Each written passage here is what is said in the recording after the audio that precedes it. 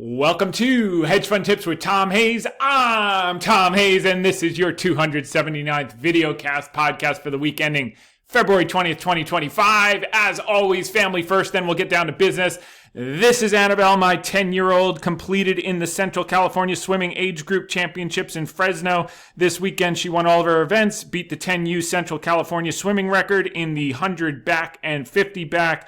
Also swam up with the 14 and under A relay team in the 400 medley and 400 free, won high point for the event, and on the last day of the meet, went 57 seconds in her 100 free. Way to go. Keep up the great work. Then I had the privilege to join my friend and client Damien L. had me up to Los Angeles to speak to an incredibly special group of successful entrepreneurs and investors, guys and gals who have sold their businesses for tons of money. I spoke to about 12 from Santa Monica on Tuesday, and then we went out to dinner at Baltair, which unbelievable. We'll talk about that. Damien, very, very grateful. Now, longtime listener, new client, good friend, and just unbelievable host. This was another of the members who allowed me to share their information. Deason is an expert in crypto and DeFi. We were talking about PayPal stablecoin, and he assures me it is growing and doing well. Had the pleasure this week to play golf with two volleyball Olympians, which was pretty cool. And Jake and Reed, awesome playing with you. Will be many more times in the future. Damien got this incredible hat for me. Burden yourself with the facts. Great Hill Capital. For those of you who've been listening, that's what we do here. That's what we're going to do today, like nobody's business. We got so much incredible stuff to cover today. I couldn't be more excited. A couple more things. That's my friend's pizza place in Huntington and Seal Beach. Ryan, you got the best pizza out on the West Coast, that's for sure. And this is coming from a New Yorker. RIP Beer and Brew Company. Check it out, RIIP. This stuff is just awesome. And that was another place. That's Mimi. Caitlin took Annabelle to Fresno. I took Mimi to her water polo games. They won 3 out of 4. It was an awesome weekend. Great job, Patriot. This was the Wagyu. Listen, I'm from New York. You can't tell me much about pizza, and you can't tell me much about steak. I got schooled this week because the pizza, Ryan's Pizza, is damn good. And this place, Baltair, I'm probably mispronouncing it. It's a big deal in LA. It's either Santa Monica or Brentwood. I don't know. They're all kind of together. Best piece of meat I've ever put in my mouth. The waiter told us, by the way, if I was looking for a marketing person, I would have signed this guy up. He said you can only get this in 2 restaurants outside of Japan. So if you're ever up there, go to Baltair, get the Wagyu. And I did some channel checks. My daughter was with her friends at Irvine Spectrum. And this is in Foot Locker. Now Vans has their own wall in Foot Locker with all of the new school, which are selling like crazy. We do channel checks. We don't mess around here at Hedge Fund Tips with Tom Hayes. We do our homework. This is the Vans store.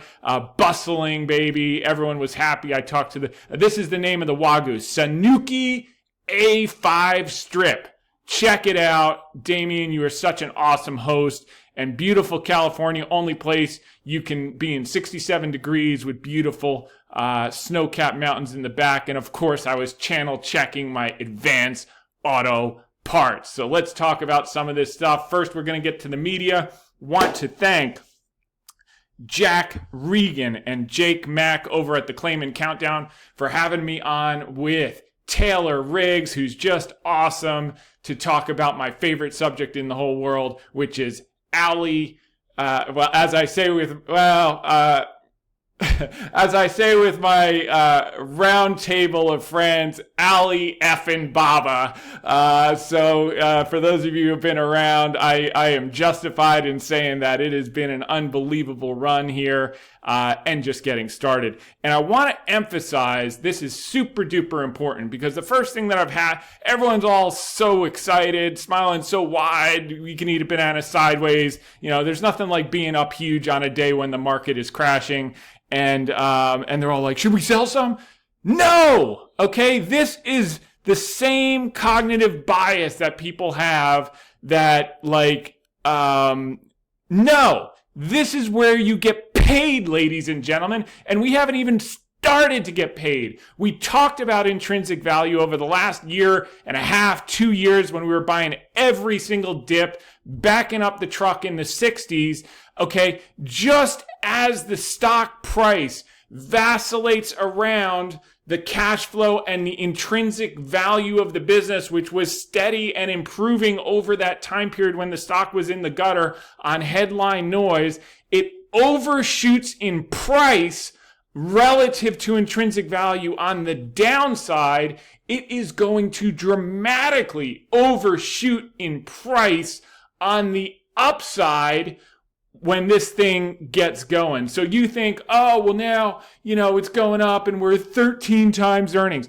This thing isn't even going to be near cooked until we're over 20 times earnings. And then by then the fundamentals are going to be going so much better that there are going to be all these analysts out there chasing on it, people naming their dogs Alibaba and saying it's the best thing since sliced bread. The people that were telling you to sell it in the hole at 60. This game is just beginning. So let's hear what I had to say to Taylor a couple days before earnings. Here we go. Now, Chinese President Xi Jinping linked up with China's private sector chiefs today in Beijing, where he stressed continuity in the country's economic development. Xi met e-commerce giant Alibaba CEO Jack Ma, who was at the center of the Chinese government crackdown on the tech industry in recent years. My countdown closer likes Alibaba stock despite the company's past regulatory boo-boos. And it is Great Hill Capital Chairman Thomas Hayes, who I'm pleased to say joins me now. All right, make your case for Alibaba. Well, thank you, Taylor. Great to be with you. Look, this wasn't the perfect pick for us. We've been buying every single dip for the last 2 years.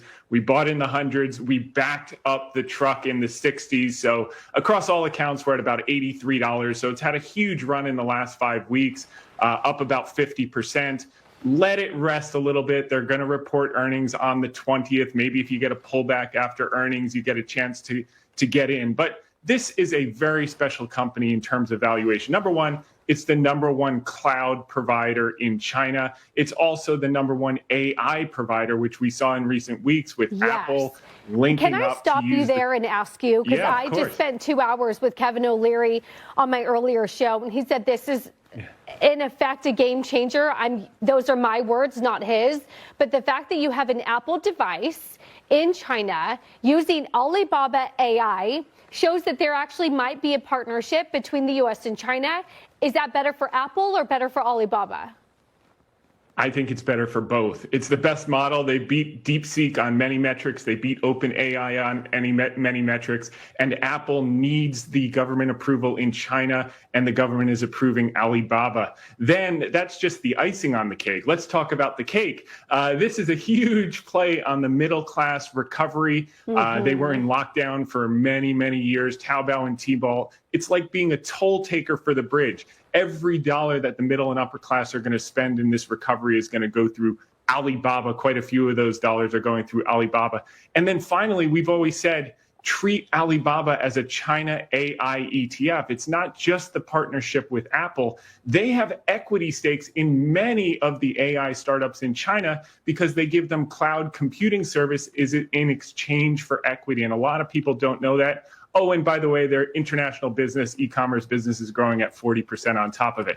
Do you know, Taylor, you can buy this stock at 2014 prices. The difference is revenue is up 10x per share, cash flow is up 6x per share, and earnings are up 6x per share. So at a 12 times forward multiple, if you just re-rate, forget about growth, which they're going to have. If you just re-rate back to a normalized multiple of 24, this thing, sum of the parts, is worth well over $200, and it's probably going to take about 2+ years to get get there in our view. Okay, so need a little bit of a longer timeline if you want to hold on to the stock. So broaden out, particularly with the U.S. and Mag 7. You still bullish?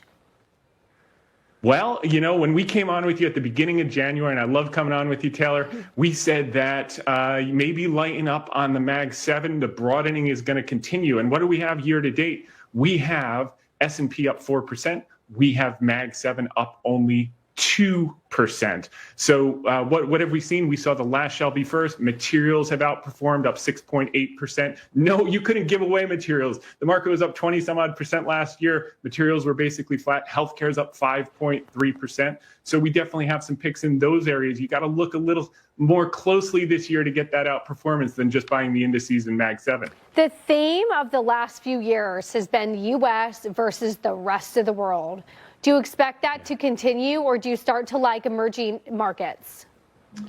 Yeah, that was a top of the year theme as well. I was privileged to speak with you about that as well. Well, look what's happened this year. Emerging markets is up 6.2% year to date.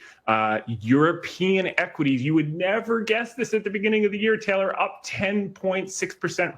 Relative to the S&P 500, up 4%. This is a theme that is a regular theme, but we're all stuck in recency bias. We think U.S. stocks are going to outperform forever. Every 10 to 15 years, you get huge periods of 5-10 years of outperformance of international stocks. You had it in the Reagan administration. I think you're going to see it in the Trump administration as well, as the dollar weakens and yields come under control. So we love that play, and Alibaba is one way we're doing it. Just quickly here to end. Can the S&P or equity markets continue to rally if we're looking at a 4.5%, maybe 5% on the 10-year? Yeah, I think bonds are the second most crowded trade behind the Mag 7. I think we're going to see a 4% on the 10-year before we see 5%. I know that's unconventional, but as you know by now, I'm pretty unconventional. And that will enable us, you know, the market looks like it wants to break out here, but February tends to be a choppy period. I think we will get to new highs, but I think the index returns for the year are going to be a bit subdued, 8 to 12%, and find your opportunities elsewhere in the broadening. Well, Tom Hayes, we always appreciate you coming on. Thank you. Thank you, Taylor. Meanwhile, just want And we're back. And then I had the pleasure to talk to Stu Varney. Thanks to Jack. Guys, thanks to Christian Dagger and Preston Mizell for having me on. We're going to tune in here. Want to get back to the markets? Yeah, I've got to tell you, there's not that much price movement going on, is there? Dow's off, 30? S&P up 6, NASDAQ up 4. That's not much movement. So let's bring in, we've got with us this morning, Tom Hayes. Sorry, missed your name. Tom Hayes. All right, I'm looking for some positives here. I'm trying to think that maybe what Doge is doing with cutting government spending and getting into the fraud and waste, and what they're doing in Saudi Arabia, the US and Russia getting together for peace talks over Ukraine. I'm trying to think that that may be a positive for the market. What say you? There's no question about it, Stu. I think you hit the nail on the head with Doge.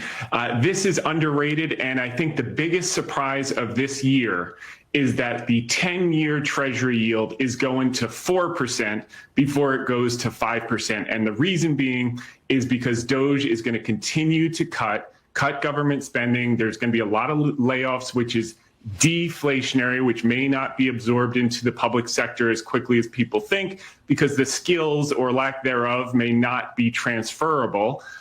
So as rates come down, it's going to open up the opportunity for a lot of these underperforming sectors in the market. The second thing that's been really positive, Stu, is earnings have blown out of the water. 16.9% earnings growth compared to just 9% estimates for this quarter, with 77% reported. So a lot of good things happen. Why is the market a little bit uncertain? Because we're in sandbagger season, which is when they take down guidance so that they can beat for the rest of the year. This is a normal seasonal occurrence. We've taken down guidance in the last few weeks. The market's a little bit nervous. We're in that kind of mid-February slump. But it feels like the market wants to break to new highs, Stu. Very interesting. The market wants to go up. I love those words. Tom Hayes, thanks for joining us. I'm sorry it's so short. It's a big news day. We'll see you again soon, Tom. Thanks so much.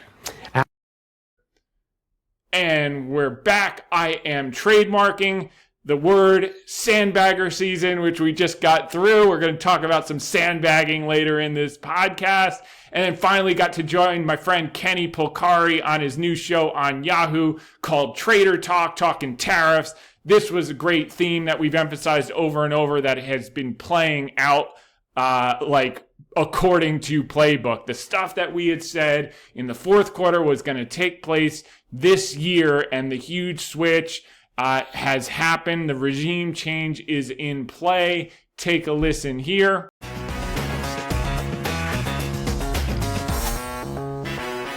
Welcome to Trader Talk, where we serve up the latest buzz from Wall Street, helping you keep your portfolio sizzling without getting burned. I'm your host, Kenny Polcari, broadcasting live from the iconic New York Stock Exchange, the heartbeat of capitalism. And after decades here as an institutional stockbroker, it feels incredible for me to be back home again.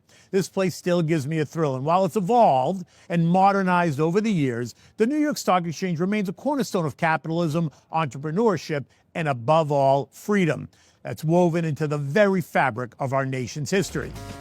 Tariffs aren't the problem. Investor panic is. Every time tariffs hit the headlines, the market throws a fit, stocks dive, the media screams trade war, and investors act like it's 2008 all over again. But let's just take a step back. Are tariffs really the disaster that they're made out to be? Tariffs are taxes imposed on imported goods to regulate trade, protect domestic industries, and generate government revenue. While they can be beneficial in some cases, they can also have some downsides. So here's a breakdown of the pros and the cons of tariffs. So one, it protects domestic industries. It encourages local production. It supports domestic jobs. It increases government revenues. Money from tariffs can be used for infrastructure, healthcare, and even national defense, or paying down the national debt. It encourages domestic consumption. It limits foreign dependence. It strengthens national security and protects critical industries. It reduces overall reliance on rival nations, i.e. China trade tensions. It encourages fair trade practices, leverages trade negotiations, and countries can use tariffs as a bargaining tool in trade agreements, i.e. the NAFTA renegotiation into USMCA. Look at what's happening right now. The knee-jerk reaction was ridiculous. Stocks tanked, volatility spiked, and algorithms panicked. But none of it was a surprise at all. I just think markets were betting on an 11th-hour deal that didn't happen. But what happens when the dust settles? Executives adjust, trade deals get renegotiated, and investors realize that the world is not ending. Those who stay calm and position themselves accordingly will usually win. The real problem isn't tariffs, it's how investors react to them. If you're dumping stocks because of tariffs, you're doing it all wrong. If anything, tariffs create an opportunity. They expose which companies have pricing power, which sectors can pass costs to consumers, and which ones are too fragile to survive. The ones that weather the storm, they become market leaders. So what should investors do? Instead of running for the exits, pay attention to where the money is moving. Look at companies with strong balance sheets, pricing power, and diversified supply chains. Watch how the industries shift. This is where real opportunity is found, not in panic selling, but in smart positioning. The bottom line, tariffs are not the end of the world, but emotional trading, that's what really kills your returns. Now, my next guest is a powerhouse in the hedge fund world. He is the founder, chairman, and managing member of Great Hill Capital in New York City. Tom has been at the forefront of long-short equity investing, delivering actionable ideas that have reshaped the industry. His weekly hedge fund tips, VideoCast, and podcast are trusted by professionals and individual traders alike, and his expertise has earned him features on Fox Business, where I appear with him, and I love to do that, CNBC, Bloomberg, and more. He's a Columbia University alumnus and a dedicated community leader. Tom's dynamic approach makes him a truly influential voice in finance.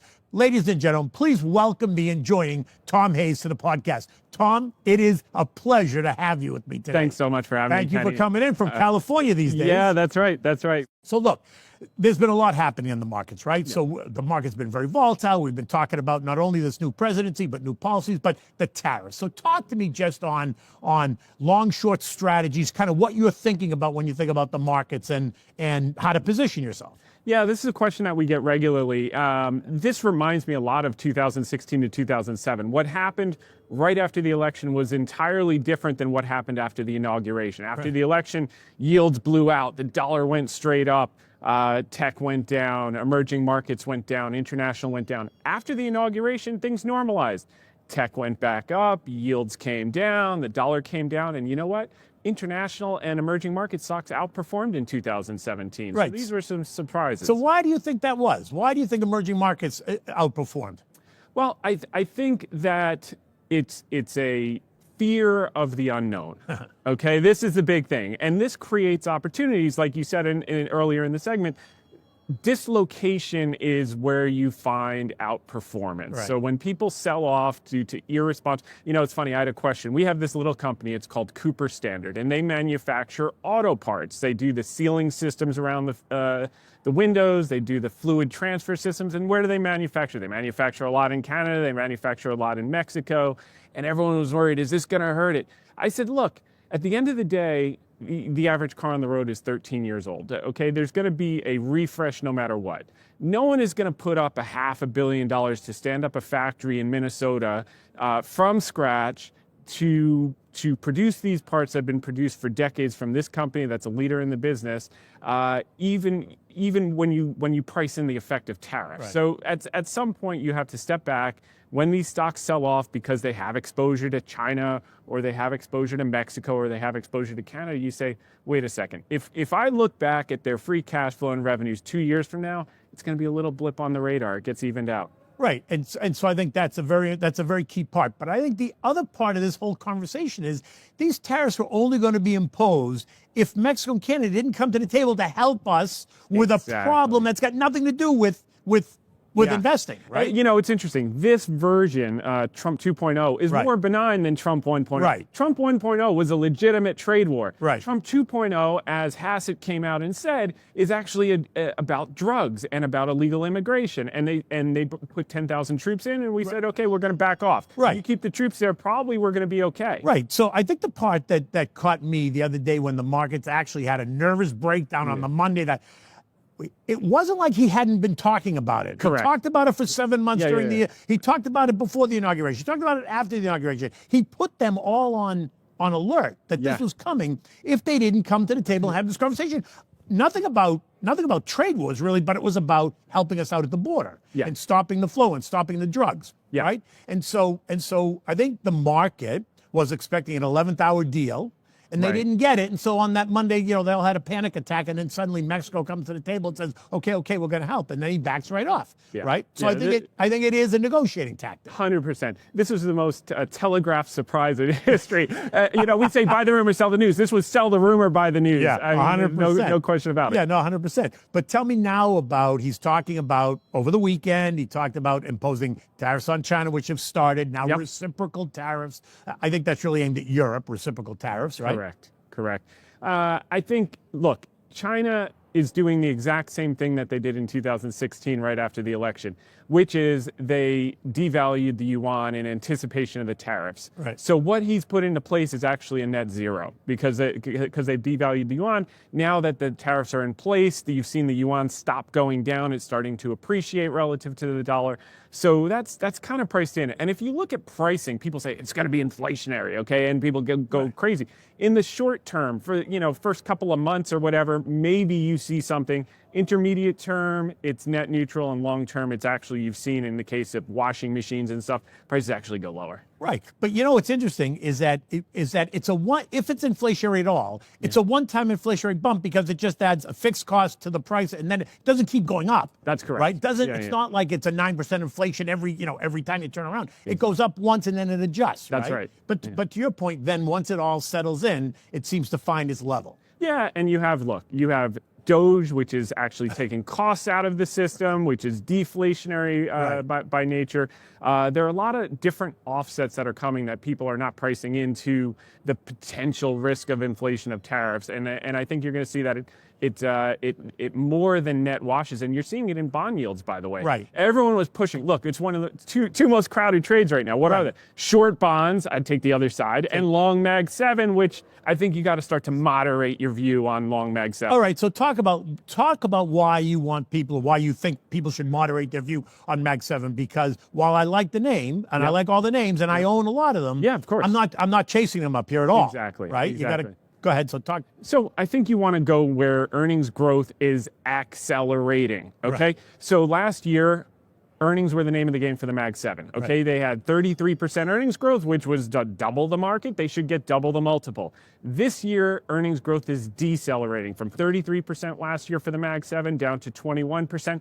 The multiple has not contracted in line with that decelerating in earnings growth. The rest of the market had negative earnings growth the last first 3 quarters of last year. It's now accelerating, and the multiple is half of the Mag 7. So let's talk about that for a minute. So if the multiples in the Mag 7, it's decelerating. If earnings are decelerating, Earnings right? growth is decelerating. Now but that's what your analysis tells you. That's just what is that what all That's the analysis bottom-up tells us? consensus estimates. Yeah, so earnings growth is going to decelerate from 33% to 21%, and we're seeing it. It's a function of capex. Right. And people say that this is offense. It's defensive. Right. It's defensive capex because you have no return on invested capital yet. Yet. And that's the key. So for the next 2 years, they're going to spend a lot of money, and we're Right. going to find out in 3 to 5 years if they're going to get a return on that. Right, but they've made it very clear. Look at the last earnings season. They've all made it very clear that they're spending huge amounts of money Yep. building out AI and data centers and all that stuff, Yep. which I think is going to end up coming back. But it might take 3 to 5 years before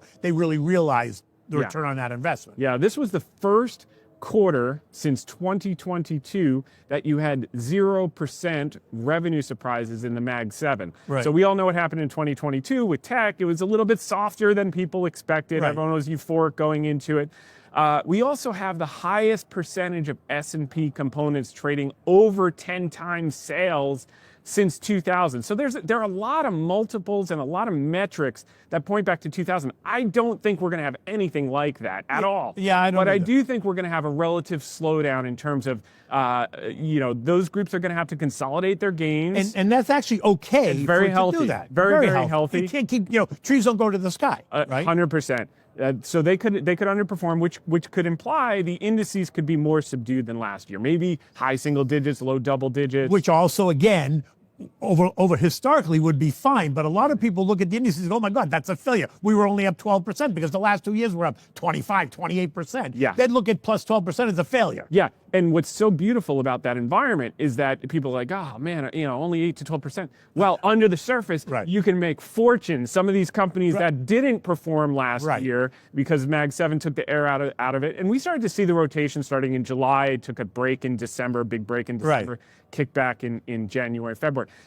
I think the other area you got to look at besides Unmagnificent 493 relative to Magnificent 7, I think you got to start to look at small caps relative to large caps. Okay. Why? Because again, earnings growth acceleration. So if you look at S&P 600 small cap, 8% earnings growth last year, 21% earnings growth this year. That's consensus, 21% earnings growth. All consensus bottom up.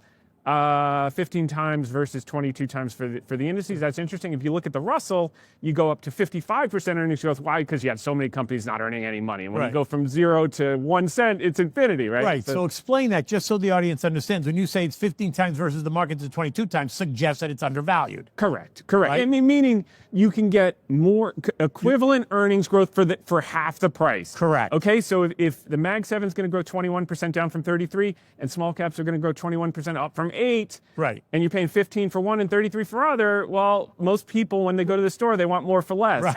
When they go to the stock market, they say, I want to buy the most expensive thing ever. Wall Street. But then they panic the minute, right? They panic right away. I always say Wall Street is the only market, the only store in the world when they throw a clearance sale, everyone runs out of the store. And it's so funny because I always use like the Bloomies analogy, right? Yeah. When Bloomies puts dresses on sale for 30%, women run in there, they got to buy 3 of them because how can you leave it on the shelf? Yeah. But yet you get a name like Apple or Amazon, they sell off 15 or 18 or 20%, and people are panicked. Oh my God, I'm going to lose all my money. I'm like, are you nuts? Yeah. I mean, you're not talking about some nano cap or micro cap. No, you're Correct. talking about a mega cap stock. Correct. Apple makes $124 billion every 3 months. Yeah. Am I missing something here? Yeah, exactly. But anyway, so I think, because then I want to go on and talk more about your broader kind of view of the bond market and all that stuff. But let's just talk about this. So when you talk about, looking in other places, Yep. like the last will be first. I have that same kind of view. So tell the audience what you mean by that. Yeah, so I think if you look at last year, you look at two of the worst performing sectors. You had healthcare and you had materials. Lowest earnings growth, lowest performance. Shocking, right? Right. Well, this year they're going to be in the top 4 sectors, the second and the fourth, healthcare and materials, in terms of earnings growth. 19% earnings growth and 17% earnings growth relative to the S&P overall. 14% earnings growth in that neighborhood. So I think we're going to see a lot of catch up from these type of sectors that have high earnings growth, low multiples, and that's where you're going to see some outperformance. Right, and these, let's be honest though, there are no names in either one of those sectors that's really sexy, like tech. When you think about Nvidia, right? There's nothing in there that screams, I got to have you. But when you think about where it's been. Yes. Right? Last year, the underperformer versus where it can be this year in terms of consensus estimates and all this stuff. There are some great opportunities in those sectors. No question about it. I mean, one material stock, and you got to look at boring ones, Albemarle, okay? The top lithium producer. Lithium prices are cyclical, okay? Albemarle always comes through. They've got $3.5 billion of liquidity. They're taking tons of costs out of the business. All of them are lowering their production. And by the way, we all think of EVs and we say, oh, no one wants EVs anymore in the U.S. Right. Well, the global stock is going to go, it's a 100% China story because it's government subsidized. It's going from 40 million to 120 million by 2027, all driven by China. They're going to need the lithium, and lithium uses are even beyond EVs. So Albemarle is a leader. It's down materially. It's got the liquidity. It's going to rebound over the next 2 to 3 years. But again, not next 2-3 minutes, not next 2-3 weeks, 2 to 3 years. That's right. So you have to know that going in, and you have to realize that you're going to put this money to work, and it may take you a while to see it return, but it's on sale, so you need to put some money. And when you can get when you can get stocks down 50, 60, 70% that are high quality, durable businesses through many cycles. And you make a double in 3 years, that IRR is going to beat the market every single day of the week. And that's why they call me Turnaround Tom, because that's what I do for a living, my man. But I think that's absolutely right. And that's what a lot of people miss, right? A lot of people, well, first of all, you get a lot of people that just want the names that move all the time, right? Correct. In the headlines. In the headlines, sucks them in. It's like a magnet. That's right. But if you're a long-term investor, if you're a day trader, that's fine. That's all you want. You want chaos and you want all that stuff. But if you're a long-term investor, you really want to start to think long-term. And you want to think about opportunities and names that it might be boring. But sometimes big and boring can be beautiful. Yes, I'm the captain of boring, baby. Hold on one second. Let's just take a quick break and then I'm going to come back. All right, good.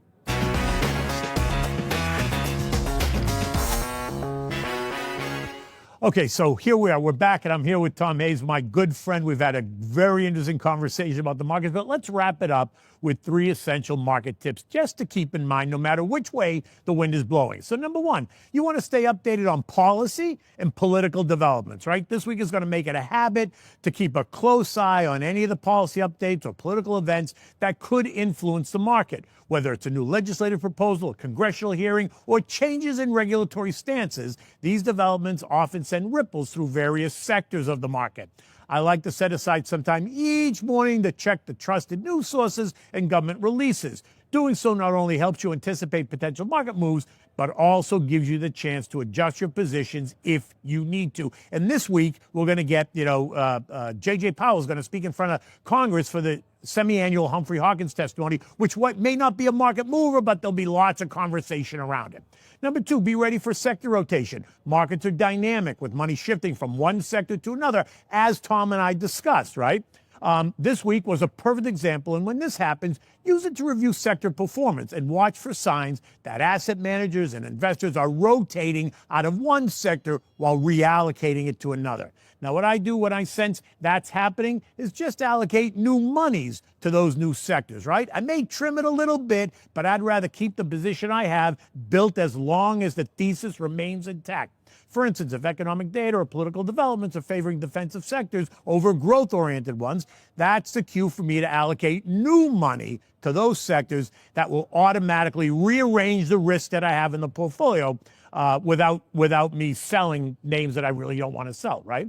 Leverage technical trigger points for timely action. Finally, combine your fundamental insights with technical analysis. As you monitor policy changes and sector shifts, pay attention to the key technical trigger points like support and resistance trend lines, moving averages, crossovers, relative strength readings that can signal a good moment to enter or exit a position, especially if you're a shorter-term investor and trader.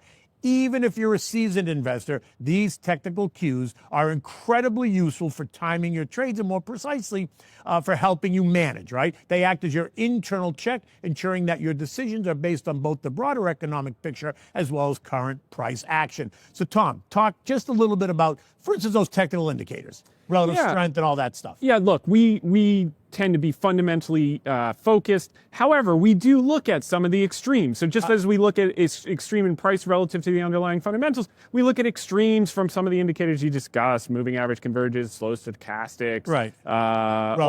Relative strength, all the standards. Is it at an extreme level where you tend to see some price recoveries, and then do the fundamentals based on our view of fundamental analysis support that? Right. Exactly. Right. And I think as a long-term investor, you kind of have to play both those sides. You have to have a fundamental view. You got to do your homework and have a thesis on why you're buying it. But then you should also, because that's how I do it, right? So you have to kind of look at the charts and see if is it overbought. Maybe I'm going to be a little bit more patient if I sense it's overbought. The relative strength tells me, it's overbought. It's going to come back in, so I'll be a little bit more patient. It helps identify extremes. And 100%. for a guy named Turnaround Tom, that's very, very important.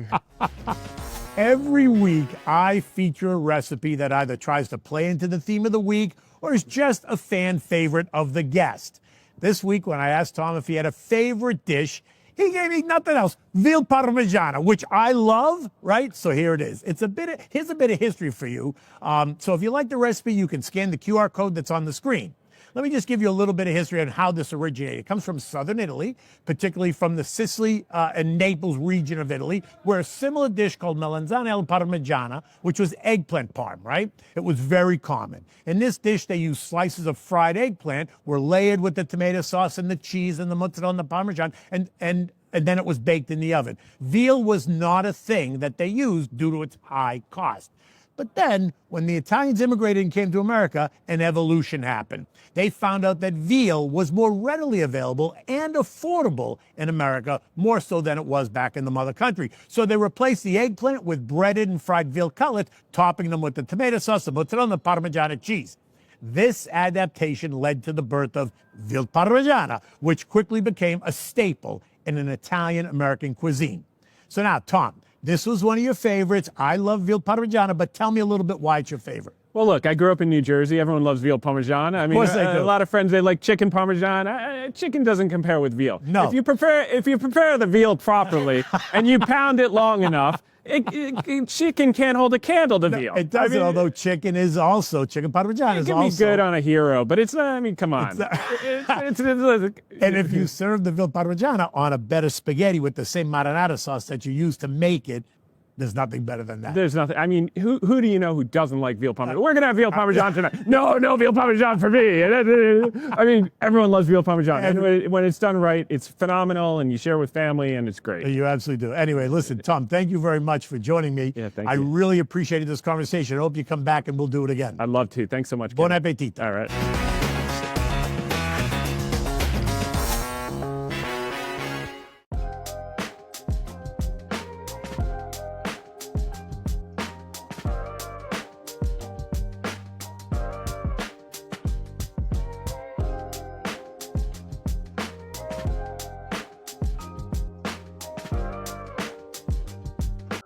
And we're back. Quote of the week. As Charlie Munger would say, the best thing a human being can do is help another human being know more. And, it's funny. Some of these really successful people, they go, don't you worry about getting free ridden till the cows come home. Everyone just steals your ideas and makes money and blah, blah, blah. And, I get the joke, and I do this to contribute back to people and to make a difference in their lives. And 99% of the people are going to free ride. But, what I find, the more that I do this, and the less I worry about that, number one, I've never optimized for maximum AUM. If I wanted to optimize for maximum AUM, I guarantee you I would be winning the race. And we're doing just great. I've always wanted to attract the type of people that I would enjoy hanging out with, whether or not we did business. And that's exactly what's happened as a function of this podcast. People tune in, they listen, they make money, and then they call me and say, I want to put the money with you. I got better things to do. I'm already rich. I want to run my business. I want to go to the beach. I want to go skiing. You worry about it. And I've been happy to do that. And, you know, what I find is, honestly, the wealthier people are, the more they don't want a free ride. And that's why they got wealthy, because they're accustomed to giving value. I was having this exact conversation with my daughter this week. I said, look, if you want to get, you know, to get what you want, all you need to do is help enough other people get what they want. And you won't have to worry about a thing. And the good people will do the right thing, and the law of reciprocation will take in, and there will be plenty of people that don't, and their lives will reflect it, and that's fine. We don't worry about that. We worry about what we can control, and what we can control is coming here every single week, giving the greatest amount of value to the most amount of people, primarily keeping our clients up to date on very important subject matters and letting everyone else benefit. And they are underwriting this. So if you ever see a very wealthy guy or girl walking around in a pair of green Vans, because all my clients got Vans for Christmas, walk up to them and shake their hand and say, I'll bet you're one of Great Hill Capital's clients. Thank you so much. The podcast has made a huge difference in my life, and they are responsible for it as much as I am. Very, very grateful. Warren Buffett, the stock market is a device for transferring money from the impatient to the patient. That's what we do all day long here, ladies and gentlemen. Go back and look at the previous tapes. We've got now 5 years of tapes. Pick a date, listen in. What were we talking about?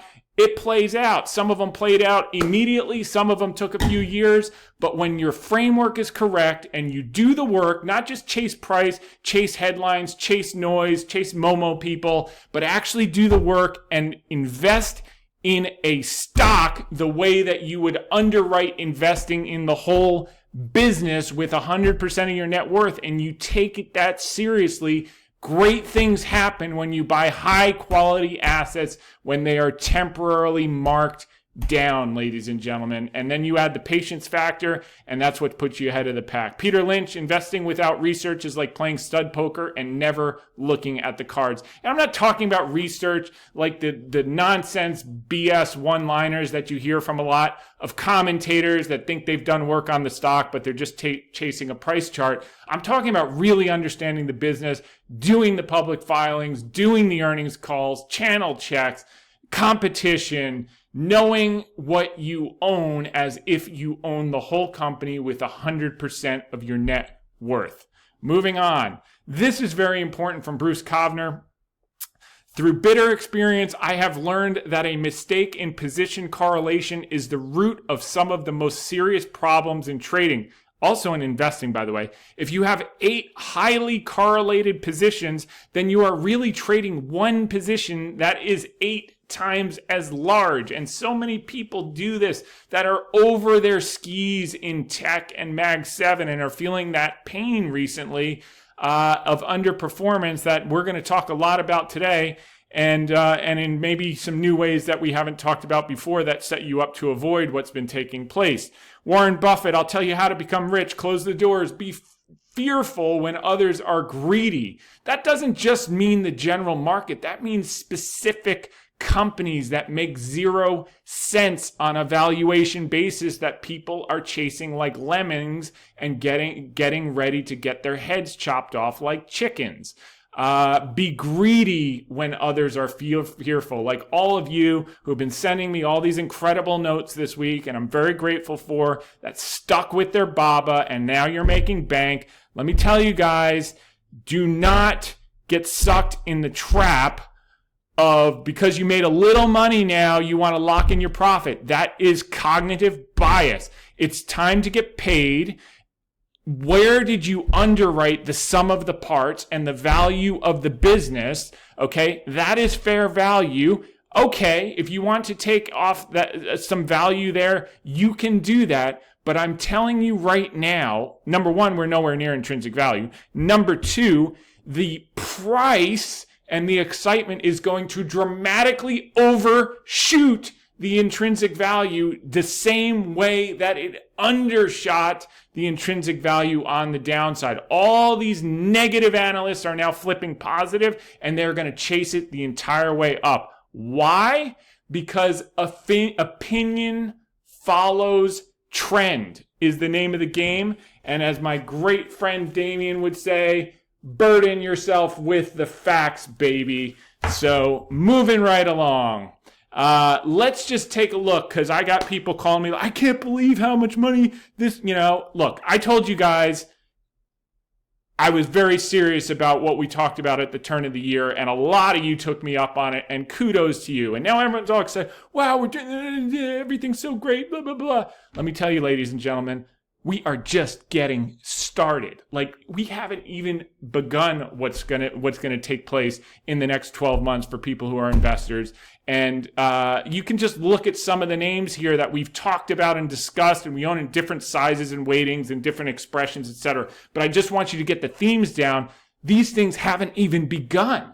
Okay, Advanced Auto Parts. Not even off the mat, and it's like, oh, it's a 30% move. It's not even started. Albemarle, give me a break. We're not even in the first inning. Okay, these cyclical things, I cannot believe all the opportunities that COVID created. This is a once in 100-year environment for people like me to make people like you, I'm now talking to my existing clients, as much as we can humanly possibly make together. Look at Boeing. Okay, so what? It's had this huge run that we've benefited from 138 to 180. It's a duopoly. It's not even getting started. We've talked about the backlog of $500 billion. We've talked about the new CEO, Kelly Ortberg. We talked about all the other things. And for those of you guys that are down on Boeing, it's very simple. Southwest goes to Boeing and they say, you guys have been terrible. You have no quality control. I cannot believe it. And Boeing says, oh, I'm sorry, Mr. Southwest. We feel really bad. Why don't you go wait online at Airbus and you can get your next plane in 25 years? I mean, talk about the most beautiful business ever. And they're going to fix all that stuff that's been, it is very serious, but Kelly knows how to fix it, and that's why he's there. He's actually an engineer versus a salesman. They finally got the message. Alibaba. Okay, you guys are so unbelievable, like the excitement. People texting me, are you a soothsayer? No, I'm not a soothsayer. I read the financials, and I'm patient as hell, and we use low leverage so that we can wait through and play the time arbitrage game, which is our huge advantage. So for those of you who think this is a big move, we have not even begun. Next, Baxter reported great earnings today. Why? Because they did what we actually said that they were going to do. It took them a few months longer, but they got rid of the kidney business, and now they have money, and now their multiple is getting re-rated. Why? Because their slowest growing business is no longer part of the business, and they have money to delever, and all the things that we said were going to happen are starting to happen. So for those of you who think, wow, we made so much money, should we take profits? These have not begun, ladies and gentlemen. So, Crown Castle, okay? What's going to happen next? They're going to sell the fiber business to Zio for more than $8 billion. They're going to buy in shares. They're going to pay down debt. And those 40,000 towers are going to mint money with zero maintenance, zero capex, just spitting out cash to the owners. You're going to collect your 7% dividend yield while you wait. Oh, and by the way, you're probably going to get 50 to 100% capital appreciation over the next few years on top of it. Next, Cooper Standard. We're going to talk about this. I couldn't be more excited about this. GXO, we talked about last week.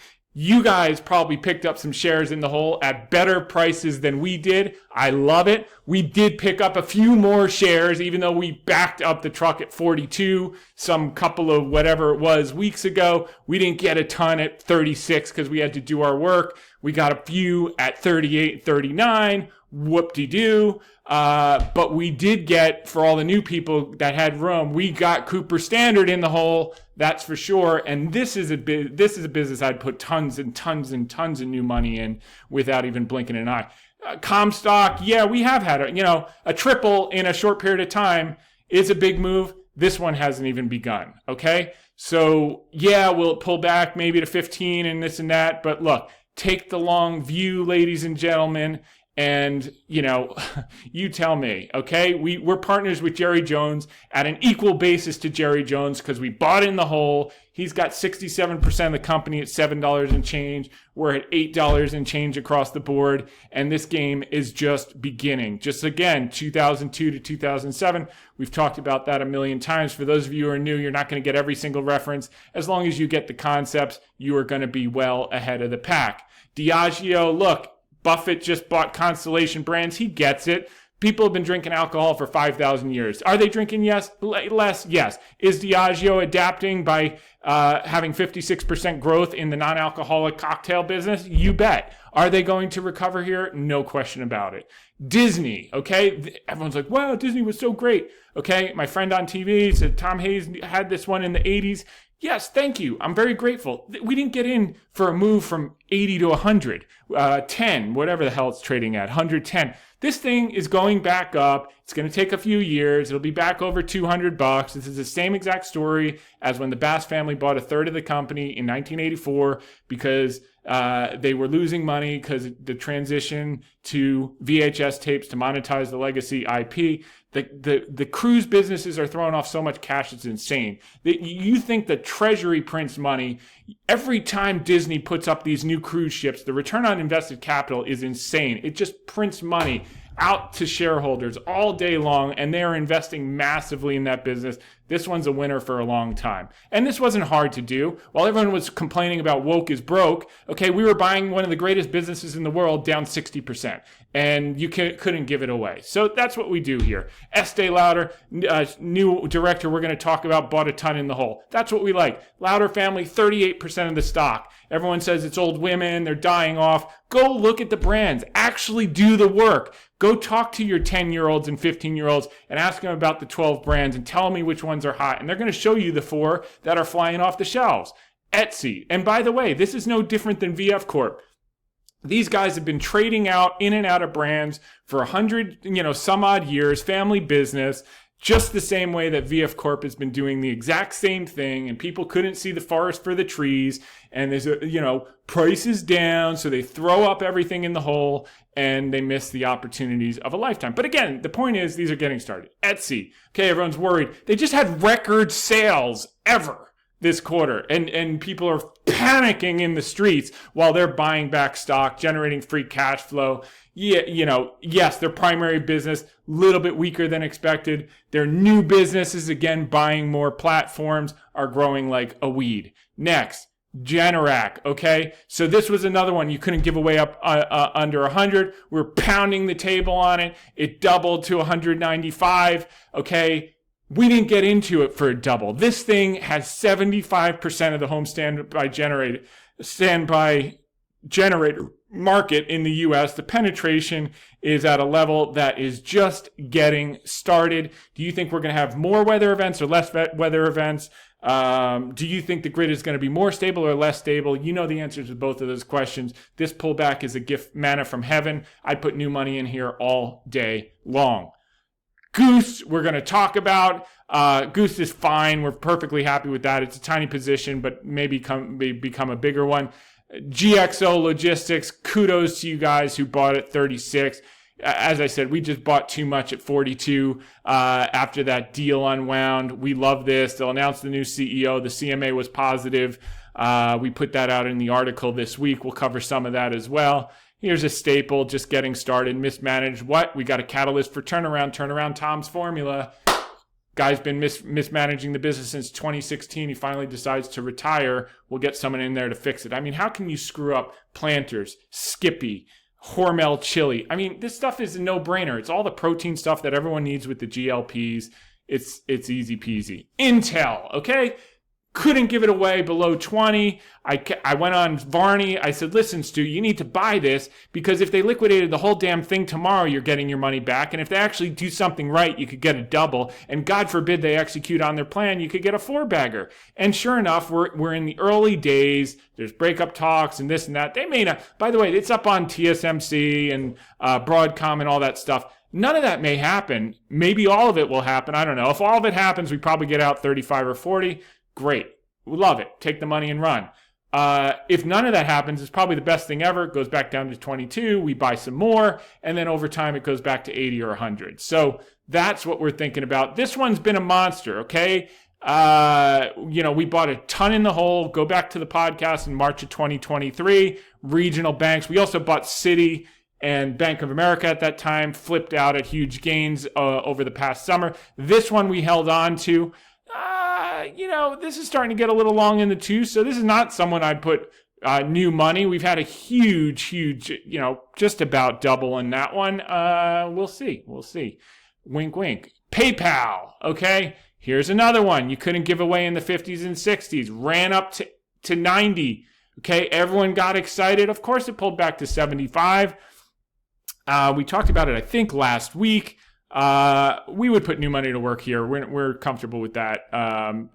Alex Chris is doing exactly what he did last year. Sandbagging, going to generate $8 billion of cash. They're going to buy in. They've got $15 billion authorized. They're going to buy in 20% of the company. He's fired all the unprofitable customers. People are mistaking that for lower growth. He just doesn't want to lose money on business. He's a smart guy. Focusing on value add to existing customers, increasing the margins, increasing the take rate. The guy knows what he's doing.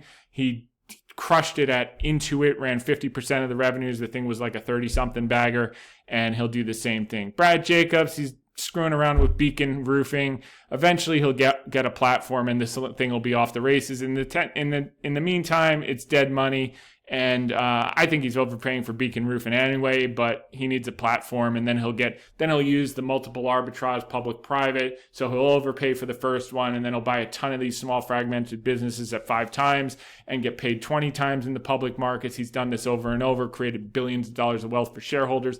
Betting on the jockey, another theme of turnaround Tom. Stanley Black & Decker, this is the best leverage play on the housing turnaround, which is going to occur when, as I said publicly, the biggest surprise of the year is going to be 10-year yield goes to 4% first. Everyone called for 5% at 480, and we said, no, not going to happen. Why? Most crowded trade. Look at the commitments of traders reports. Managers of most short 10-year treasuries since 2018, right before the huge rally in treasuries.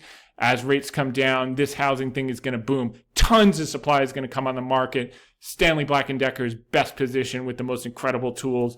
DeWalt, Stanley, Craftsman, Black & Decker, you name it. They own it. They've got the business. They cut out $2 billion of costs anyway. They brought the margins up from 22% to 30%. They're going to 35%. That's in the worst market ever. Wait till that market comes back when Besant and Trump hit the 10-year yield. They're not screwing around. They're going to bring the 10-year yield down. And so is Doge, by the way, laying off all these people that probably don't have transferable skills into the private sector. Is going to be disinflationary and offset all the fears about inflation, one-time tariffs, and all this nonsense. And this stock is going to fly. VF Corp, we've had this monster move from our basis around 15 blended to got up to 27, almost a double, faster than we expected. Some are faster, some are slower. Again, this is just getting started. I hope it pulls back to 20 so we can buy more before it goes to 40. Then we'll reevaluate. But I think Bracken, listening to him on that call that we played on this and some of the other stuff, I think he's going to take this thing to new highs over a few years, just like he did in Logitech. Came in when the stock was down 82% in 2013. 8 years later, you had a 26 bagger, a million became 26 million. Biotech rallied out of the hole. This is just getting started. We are going to see amazing things happen with biotech. So you guys think I forget about these? I'm doing it. Okay, here's what we go. Baxter reports fourth quarter. We'll do this one in detail in the article next week. But the name of the game here, transformative sale of the kidney care business is now complete, positioning company for next stage of not survival, growth, and innovation. This is code for multiple re-rating. The rest of the business grows fast. The kidney care business grew slow. Multiple goes to 12 to 16. And then all this stuff starts hitting on all cylinders. They reignite growth and they get rid of all the distractions and they're off to the races. And that's exactly what's going to happen. Alibaba, we're going to do in dramatic detail next week. but we can cover a few key things. The name of the game is their AI business is growing. Everything's growing. Quote, this quarter's results demonstrated substantial progress in our user-first AI-driven strategies and the re-acceleration growth of our core businesses. During this quarter, customer management revenue at Taobao and Tmall grew 9% as a result of initiatives to enhance user experience and effective monetization. Our cloud revenue growth reignited to double digits at 13%, with AI-related product revenue achieving triple-digit growth for the 6th consecutive quarter. Numero uno in AI in China, and soon to be more than China at the rate that they're going with their partnership with Apple. They're going to do all the AI for Apple, AI intelligence on the Apple's phones. Qwen 2.5 knocking the cover off the ball relative to DeepSeek and relative to OpenAI on most metrics. Looking ahead, revenue growth at Cloud Intelligence Group driven by AI will continue to accelerate. We will continue to execute against our strategic priorities in e-commerce cloud computing, including further investment to drive long-term growth. So they generated $5 billion of free cash flow despite all of the investment. They bought in 9% of the stock last year.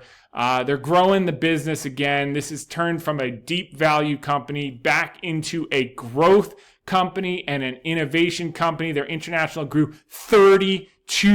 Taobao and Tmall, their mature businesses, grew 9%. Cloud Intelligence, 13%. And then these little tiny businesses even had growth. Local services up 12%. Digital media up 8%. I mean, these are rounding errors, but it just shows across the board everything is moving in the right direction. Earnings, cash flow, revenues is the name of the game, and good things. So we'll cover that in some more detail next week. Moving along here. Gotta get this thing moved over. There we go. Here's Joe Tsai, spoke at the Alibaba's AI Leadership Conference. I think, in fact, I actually used the Grok because I'm on X, his Twitter app, and they provide an interface to Grok, which I use very often. I'm very impressed by the results. I also use a number of other apps, AI apps, including our own. The answer to your question, this AI race, who's better, whose AI is better, the answer yesterday is going to be different from the answer tomorrow. Right now, everybody is in a fairly tight race. The next model that's going to be launched is going to be better than some, but not others, and then somebody else will launch something that's better than yours. And we think that's what's going to happen. But what has you mentioned DeepSeek, and it's quite significant. And that's because they actually demonstrated that you can use some engineering innovation to drastically lower the cost of training and inference of large language models. And up to this point, people are massively investing into these frontier models. But here's the problem. If you think about training of frontier models as an endeavor to educate your kids, and you want to have the smartest kids, develop them so that they can acquire PhDs in not just one subject matter, but 15 subject matters, from maths to physics to biology to psychology, everything. You want to have the smartest kids. If that's the case, take that into today's AI race. There's maybe only 5 or 6 rich parents that can afford to have the smartest kids.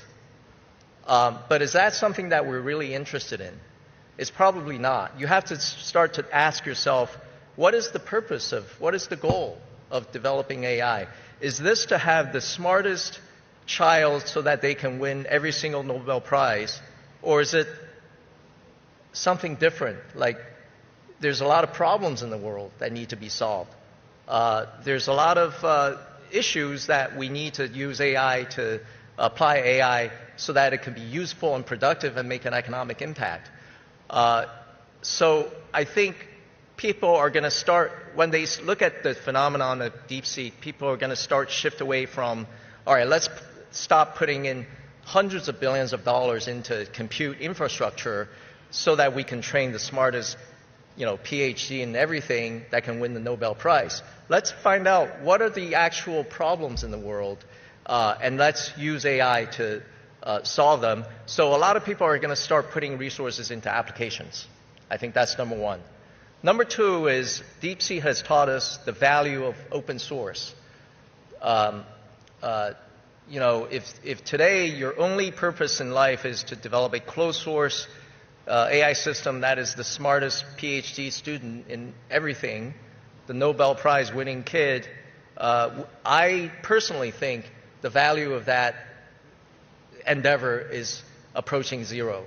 Conference looks like it was the World Government Summit in Dubai on February 13th. Listen to what he had to say. He's basically saying these people investing all this money without specific outcomes are probably not going to get the return on capital. Read through the lines, and here's what he said. And we're back. And now let's go through the data of the week, okay? Some of my favorite charts right here, ladies and gentlemen. Number one, China's terrific 10. They now have a name for it. Alibaba, Tencent, Meituan, Xiaomi, BYD, JD, NetEase, Baidu, Geely, SMIC, now is beating the Magnificent Seven. If you look at the performance of the Mag 7 between the China Terrific 10 since December 2023, we are now beating the Magnificent Seven, ladies and gentlemen, up 85% versus the Mag 7, up 81%. And at the same time, what could be more beautiful than record short interest ready to get absolutely monkey hammered as we rip higher? And as I said, what did I say, ladies and gentlemen? They won't, once it breaks through, they won't let anyone in. And that's exactly, it's even surprised me how little they've let people in. As enthusiastic as I've been, no different than I go back and listen. I was just as enthusiastic, if not more enthusiastic, when it was at 60 than now when it's at 135 or 140, whatever it hit this morning. There you go. Generac, here is from, don't know, but they put a $210 price target. I think it's Stiefel on Generac. If I could avoid, this is from Peter Lynch, one up on Wall Street. If I could avoid a single stock, it would be the hottest stock in the hottest industry, the one that gets the most favorable publicity, the one that every investor hears about in the carpool or on the commuter train and succumbing to the social pressure often buys. I don't need to say more about those. There's a handful of them. You know what they are. And there are a couple outside the mag that good luck. Domestic auto inventories. I show this because, Jeff Edwards over at Cooper Standard, love him, met him many times. Sandbagger in chief. Okay, this guy's trying to tell me, not trying to tell me, it's what they publicly released, that production volumes can lag behind SAR in a meaningful way. Number one, that is false. If you actually overlay the data back 20 years, SAR and production volumes always converge. And number two, when you have record low domestic inventories, you can't give me the story that the divergence is, it's not like the inventories are up here and they're selling but they stop producing because there's so many days of inventory. We're at record low days of inventory, ladies and gentlemen. They may think they want lower inventories, but once the game is on and the incentives race to the bottom and the OEM's margins compress, they are going to be producing cars. And the reason I'm emphasizing this, ladies and gentlemen, is because the credible predictors of US SAR are at 16.2 million and 16.3 million cars for 2025, and Cooper Standard thinks it's credible to publish a number of 15.1 million for US production because S&P whatever said a month ago that could be the production because we have so much inventory. Does this look like so much inventory to you? This is sandbaggerism at its finest, and I understand why they're doing it, because the OEMs are starting to get pressed on margins and they don't want to say, come take our honey pot. So I get it. But I'm telling you, as massive shareholders like I am, okay, I put my money where my mouth is. I eat my own cooking. I have a material position alongside all of my clients. And yes, the initial base is 550, but I'm telling you, I would put new money to work till the cows come home at these levels, because here's why. In 2017, they had 17.1 million SAR, not bullshit production number. Excuse my language, but like this was such a sandbaggerism. It was crazy town. Okay. Every 300,000 cars now, by the way, they used to make, my whole model was predicated on them making $150 a car. Now they're all hybrids and EVs. They make more per car. They're making $190 a car. Okay. So, and they've cut $600 million of costs out of their business. I mean, it's insanity. You could hear he was giddy at the end of the call, but he's got to like keep it under wraps because, you know, it's not a great business. They will have 2 years where they make so much money. It will be insane. And then the OEMs will come to take that money back. It happens every single cycle. We will be out when they're making more money than God. But in 2017, Cooper Standard traded $146 on $7.19 of earnings on 17.1 million US SAR. We're probably going to do 16.2 SAR. This 15.1 production is complete bullshit. And which probably means they'll do like 15.9 to 16 production. Even being conservative, I wouldn't be surprised if they did 16.2.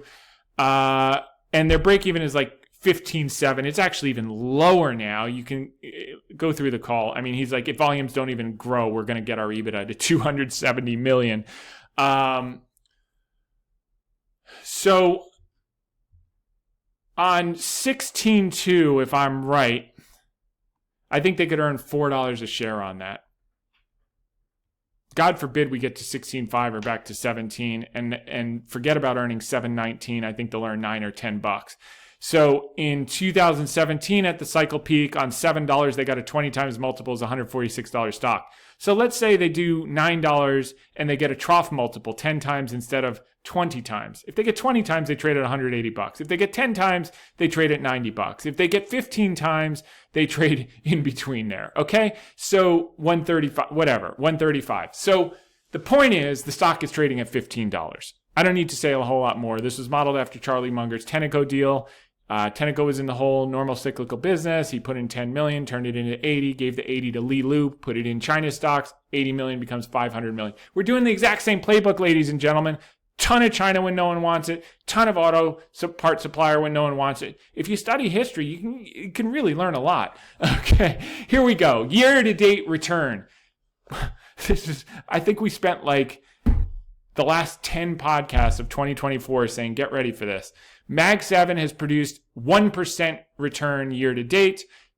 Unmagnificent 493, 6% year to date. S&P 4% year to date. Regime change, ladies and gentlemen. Here you go. This is from Mike Zaccardi. European equities up 7%, emerging markets up 6%, S&P up 2%, and so on. So that was a couple of days ago. Home builders. Guys, this is going to bounce. The catalyst is going to be the 10-year yield compressing. Stanley Black & Decker is going to go up a lot more than the home builders when they recover. Mark my words. Operating leverage. China stocks rise despite tariffs and properties lows. Will it last? Here is our favorite Barron's reporter who's been wrong the whole way up. We went through 135 of her headlines over the last year being negative on China every single day. Now it's up 81% relative to Mag 7, outperforming in the last year and a month. And she's still doing the last. I haven't seen her in a week and a half now after this last negative headline. So it'll pull back 5%. She'll be out with 5 more negative headlines. You can't make this stuff up. Chinese stocks on track to beat Indian peers for the third month. What did we say all last year?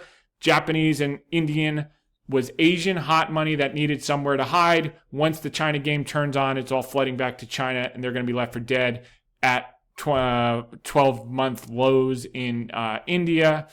Here we go. Highest since 2022. We've now blown through that in terms of Chinese stocks. Bank of Japan set to offload all stocks bought during the financial crisis. I mean, there you go. Okay. There you go. Australian dollar bullishly breaches resistance. We've been talking about this. Canadian dollar, it's taken longer because you've got some leadership that needs to change as quickly as possible. But now even the loonie is starting to turn around despite your leadership problem, which will hopefully change very soon. Losing momentum. Company guidance trails analyst estimates by the most in a year. This is the... I mean, can't they read their own chart? Q1, every single year they take down guidance. Why? The secret to happiness is low expectations, both in life and in the stock market. And all these sandbagger and chiefs that get paid for beating earnings take their guidance down, and then they beat the next 4 quarters and they look like geniuses. And that's exactly what is happening right now. As I said to Stu, it is sandbagger season. Here we go. Annual S&P 500 profit outlook hasn't budged for 2026. So while estimates have come down for 2025, 2026 is going up. Investors hit pause on the Trump trade while Chinese stocks race ahead. You can see the dramatic outperformance over the S&P, over Bitcoin, over the dollar is now turning negative as we anticipated. Election, dollar and yields go up. Inauguration, dollar starts to roll over, yields start to roll over according to playbook. Asset managers most bullish on yen since March of 2021. This is just beginning, ladies and gentlemen. Yen up, carry trade unwind, Mag 7 suffer. Incentives, the number one leading indicator of auto volumes, have been going straight up since July 2022. Car prices have stopped going up. This is the formula for Camelot when it comes to being an auto parts supplier. Cooper Standard, incentives up, volumes up. Cooper Standard gets paid by the car, not by the OEM's margin. They will be a race to the bottom in margins. Why? Because they are healthcare and annuity companies masquerading as car producers. Hong Kong outperforms the NASDAQ by a wide margin. Back from the dead, Chinese stocks are still cheap compared to their past, still trading at 12 times earnings. Normalized peak cycle 20 times, greatest companies 25, 30 times. We're just beginning.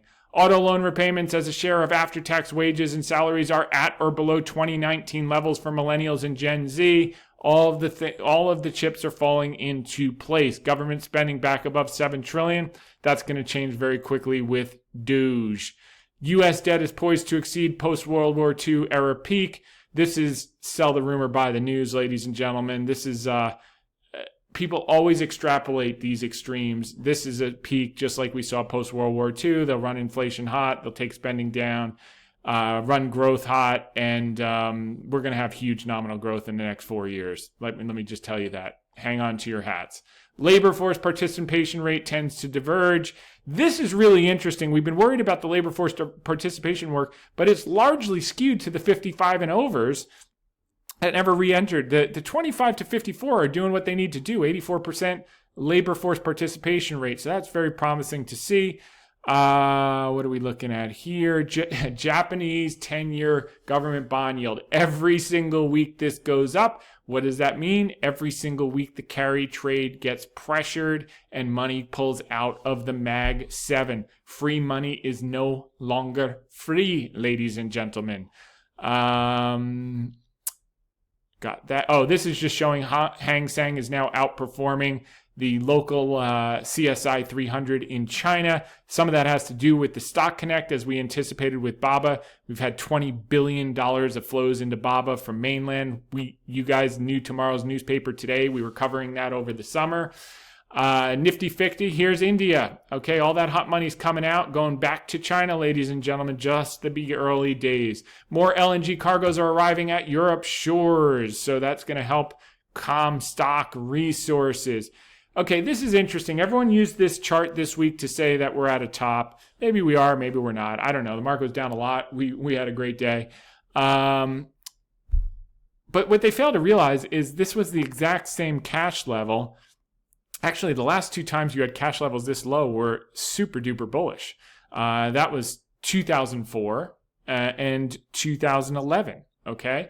Now, did you have it in 2007? Yeah. So people, it's mind boggling. They look at most of these instances, 2011, 2013, 2003, were very, very, very bullish for a very long time. And all they do is look at the one instance where it didn't work and say, cash levels are low, we're going to crash.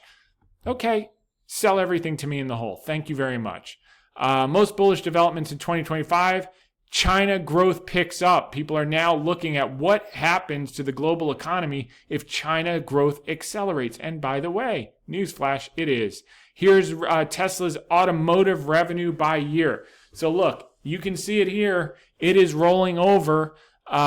This is not good at all unless you believe in robots. And if you believe in robots and you believe in autonomous, then you take a flyer on this guy. We've never been long it. We've never been short it. It's not what we do. We stay in our lane. We do turnaround toms, doubles and triples, off the lows, 2-3 years, rinse and repeat, compound money, and don't worry about predicting the future. Cash freight index is a little bit low, keeping an eye on that. GDP estimates came down to the mid 2.3s. A lot of this is probably predicated on tariff fears, which people can't actually model until you know what exactly is happening. Eurozone economy fared a touch better than first estimated in Q4 data shows. China January bank lending hits record high on policy stimulus. Xi and Jack Ma chat seen as next catalyst for blistering rally. Not only did they invite Jack Ma to speak at the Xi conference, it's my understanding they gave Jack Ma an award. Big change, top of the market in 2021 when Alibaba was 320. The Chinese government wanted to take Jack Ma behind the shed and shoot him. Now they're giving him awards. The game is back on. Why? They need him. You can't have 20% of your 25-year-old educated students unemployed and rioting in the streets. The number one job of a politician is to stay in power, and they figured that out, and we're off to the races. So they just took more pain for a longer period of time than we thought that they would, but sooner or later survival kicks in and boom, we're off. And when it comes all at once, as we always like to say. Equal weight versus aggregate S&P, annualized 10-year returns, we see this inflection point, just like we saw in what have we been covering? 2001, which was the greatest period to do what? Go against the grain while everyone was crammed into the tech thing, chasing Enron, chasing Tyco, chasing WorldCom, chasing Cisco, chasing Amazon, which, by the way, did everything that they promised they were going to do. The problem was you were paying for what they said they were going to do 15 years later in 2000. Therefore, the stock had to correct and re-rate 90% over the next 2 years, even though it was a great company and the underlying fundamentals were improving. You just paid too much. Okay? Good things happen when you buy high quality assets at good prices, not the highest price ever offered in public markets history, like some of the stocks that we see today. Okay? A substantial divergence between home builders and the broad market. This will reconverge. Stanley and Generac will be the bigger beneficiaries than the home builders themselves, because the home builders themselves are going to get a little bit hit on margins.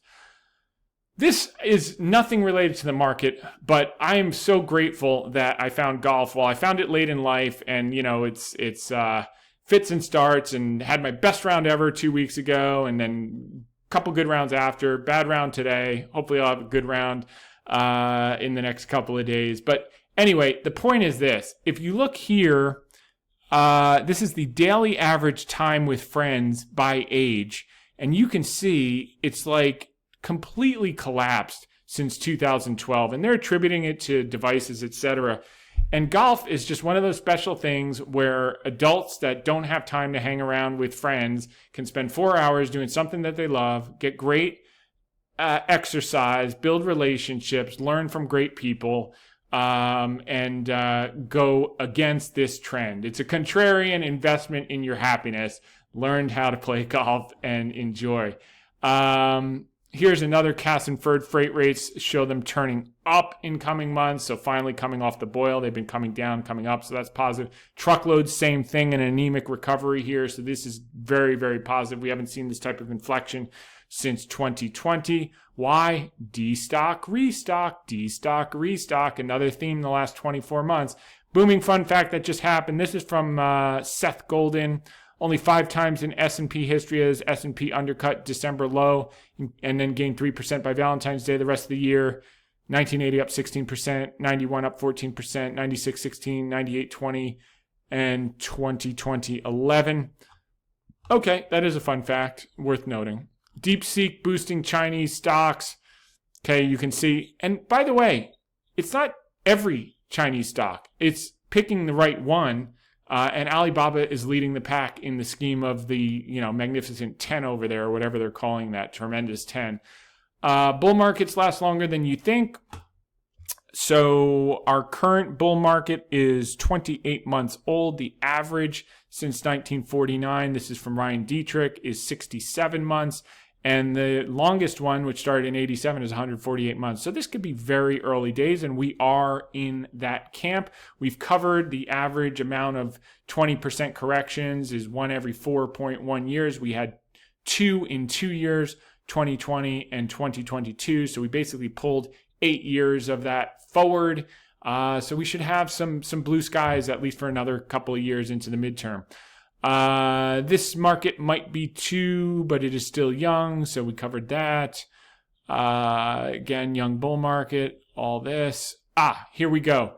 This is Seth, and he's a listener to this podcast as well. Dollar path during Trump 1.0 versus Trump 2.0 remains quite analogous. An opportunity for the dollar rally remains in play near term, but longer term probabilities of the dollar do not look favorable in the analog. All this means is dollars going down, which we've been telling you was going to happen. Yields are going to go down. Emerging markets are going to rip. China's going to continue to rip. Rail traffic going up.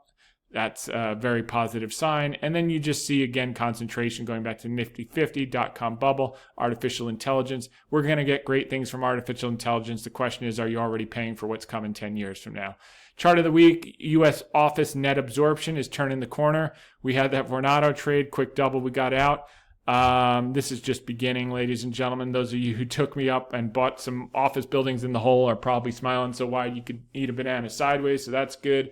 Investors haven't been this pessimistic about stocks since 2023. That's just one metric, but worth noting. You tend to not correct when people are skeptical, so something to keep in the back of the mind. FNS, Fund Manager Survey, sees U.S. equities as the most undervalued since at least 2001. I would quantify that and say parts. Small caps for sure. Emerging markets for sure. Value over growth for sure. Mag 7, not so sure. Some of these AI darlings, not so sure. China new home prices, U.S. AI darlings, not so sure. China new home prices barely fall in sign. Market is stabilizing. The problem is now the solution. Economic expectations for China are rising. Opinion follows trend. Natural gas through the roof. Comstock back on the move. We've got this winter freeze that's coming, whatever the hell it's called. And then here's the other thing. Yeah, you got the concentration, but you used to have the earnings to support it. Now you got the earnings lagging the weight in the S&P. So the earnings weight, they produce 28% of the earnings, but they're 38% of the weight. That is unwinding as the mag money comes out and as they overspend defensively on CapEx, which they have yet to prove there is a return on invested capital, unless you have practical applications like Meta is using it to optimize their own business, and Alibaba, et cetera, et cetera. S&P 500's mostly gone nowhere since year end. What's gone everywhere? Everything but 493, international, et cetera. Small cap will be next. From my friend Alan, light vehicle retail sales in the U.S. from 1976 to 2024.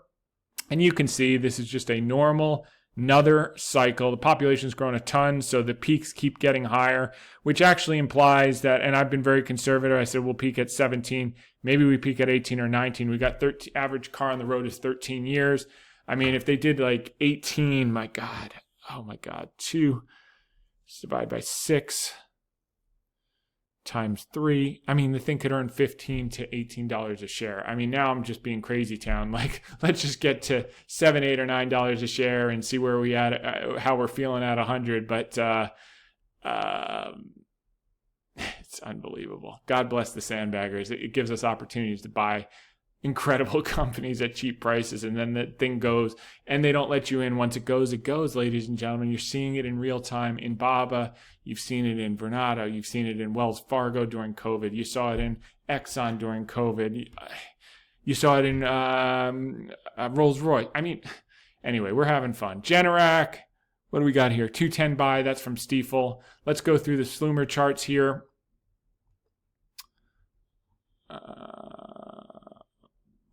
Link.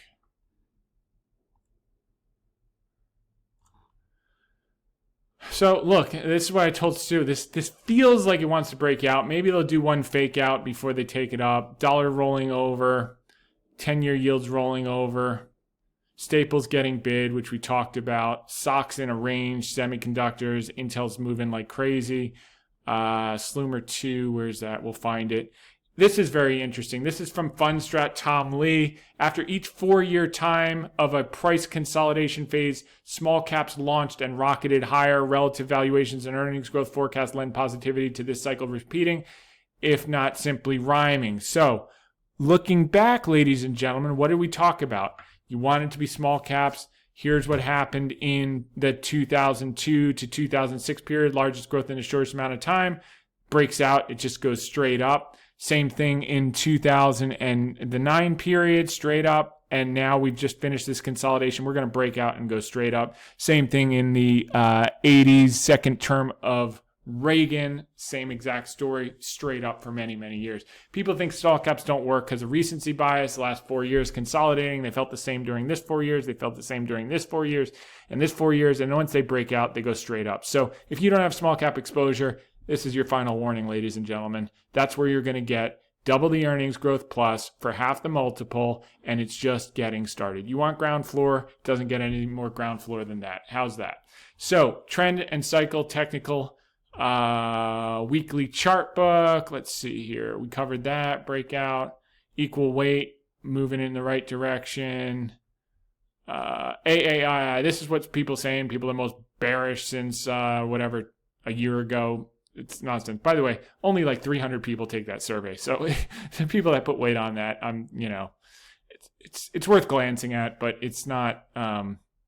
Here's your small caps.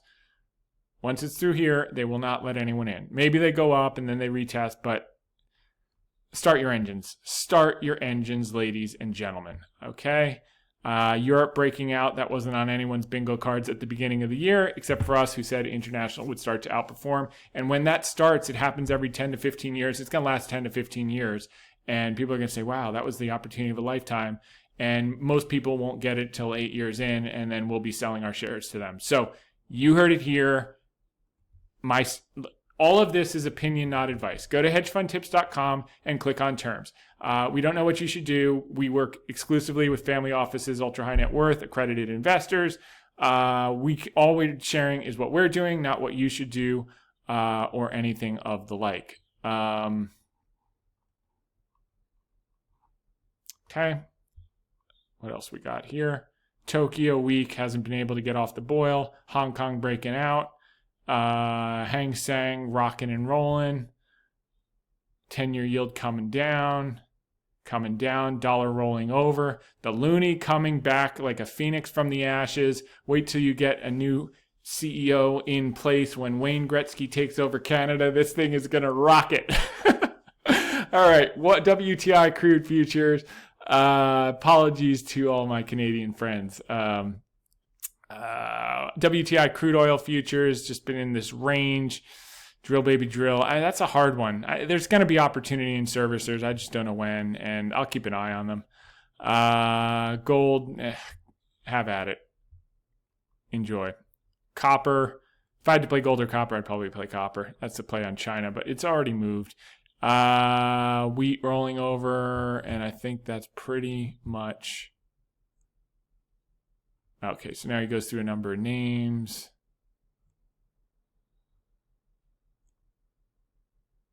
PayPal looks like it's at resistance here on this 50-day moving average. I would put new money to work there, even if it goes a little lower first. So funny. This was the date, June 20th, when we put out the article, the next pain trade. You literally, people were just clamoring. They were signing. Jensen Huang was like a rock star signing people's bras. And I said, this is the next pain trade. It was literally on this tick. And you can go back and look at it. Article was on June 20th. And it immediately crashed. And it has not yet retaken those highs going on, 3/4 of a year. Maybe it does. Maybe it doesn't. I don't care. I'm not paying that 50 times sales. Have at it. No. I'm happy with Intel. K-Web, my buddy Brendan Ahern, rock and roll, great golfer. By the way, anyway, gotta call him and get back out there when he's on the West Coast. K-Web is breaking out. For those of you who want diversification, Baba broke through this line. I told you. Anyway, very excited. Tencent, Phillips 66. It's good to look at these things. Let's see, VLO. All right, nothing really super standout-ish here. REITs, well, we got the Crown Castle. All right, good stuff there. What else do we need to talk about here? 10-year yield going back over. Value to growth. This game is just starting, ladies and gentlemen. Start your engines. Values outperformed growth by 4.4% per year since 1927. What does that mean in English? It means that if you had invested in value over growth since 1927, you put in $1 million in each strategy, you would have 68 more $1 million by investing in value. So you'd have ballparking now 100 to 120 if you invested in growth, if you're lucky because you have bigger drawdowns, and you would have 170 with value. So your call, because everyone is stuck in recency bias the last 15 years. Growth has outperformed value. Game has changed. Cap light, CapEx light, blah, blah, blah. The game is always this way. Nifty50.com. It happens every single cycle, just like international to domestic. And sooner or later, it normalizes and you revert to the mean. And those who get it make fortunes, and those who don't give up fortunes. And that's exactly what we have happening now. Valuation is skewed by a handful of mega cap stocks. If you look at the average stock going back to 2001 levels, which is generational buy, financial leverage is lower than normal, which is good. Sentiment argues for a continued upcycle in EPS. We agree. January, February seasonality has been the weakest guidance period. I told you why. Sandbagger season. 31% of S&P companies expected to outpace the Mag 7 by Q4 2025, up from just 8% in the second half. Broadening continues, ladies and gentlemen. Unmagnificent 493 earnings growth accelerating. Magnificent 7 decelerating. Carry trade unwinding. Price of the Ukraine bond is going up. I don't know why I don't know. Okay. Oh, the implication is that peace is on the way. That's a good thing. Bull bear indicator not at an extreme, not somewhere where you want to be lightening up. China not losing the AI race. If anything, the opposite is happening. Mag 7 is coming down. China BAXT. Baidu, Alibaba, Tencent, Zomi catching up. Tips, huge inflows in the last week. Europe, huge inflows. Conclusion, buy cheap stocks. Cheap stocks has underperformed expensive stocks ahead of market peaks. Market peaks is the most heavily weighted stocks. Indices weak. Under the surface, huge opportunity. It's like when they did the cover about Buffett in 2000. Has he lost his touch? And he was buying Procter & Gamble and he was buying Coca-Cola. And the next 7 years, he just blew the S&P out of the water. Even as the NASDAQ was crashing 80 and 90%, he was up huge in those years. People think because the market crashes, everything goes down. It's not the case. Value is greater than growth. Regime change we've covered. Dividend yield, again, we've covered this. Stanley Black & Decker is a good example. Growth versus value at ex-COVID highs, i.e. 2021, right before you had 2022. Value versus growth historical discount remains extreme since most since 2021.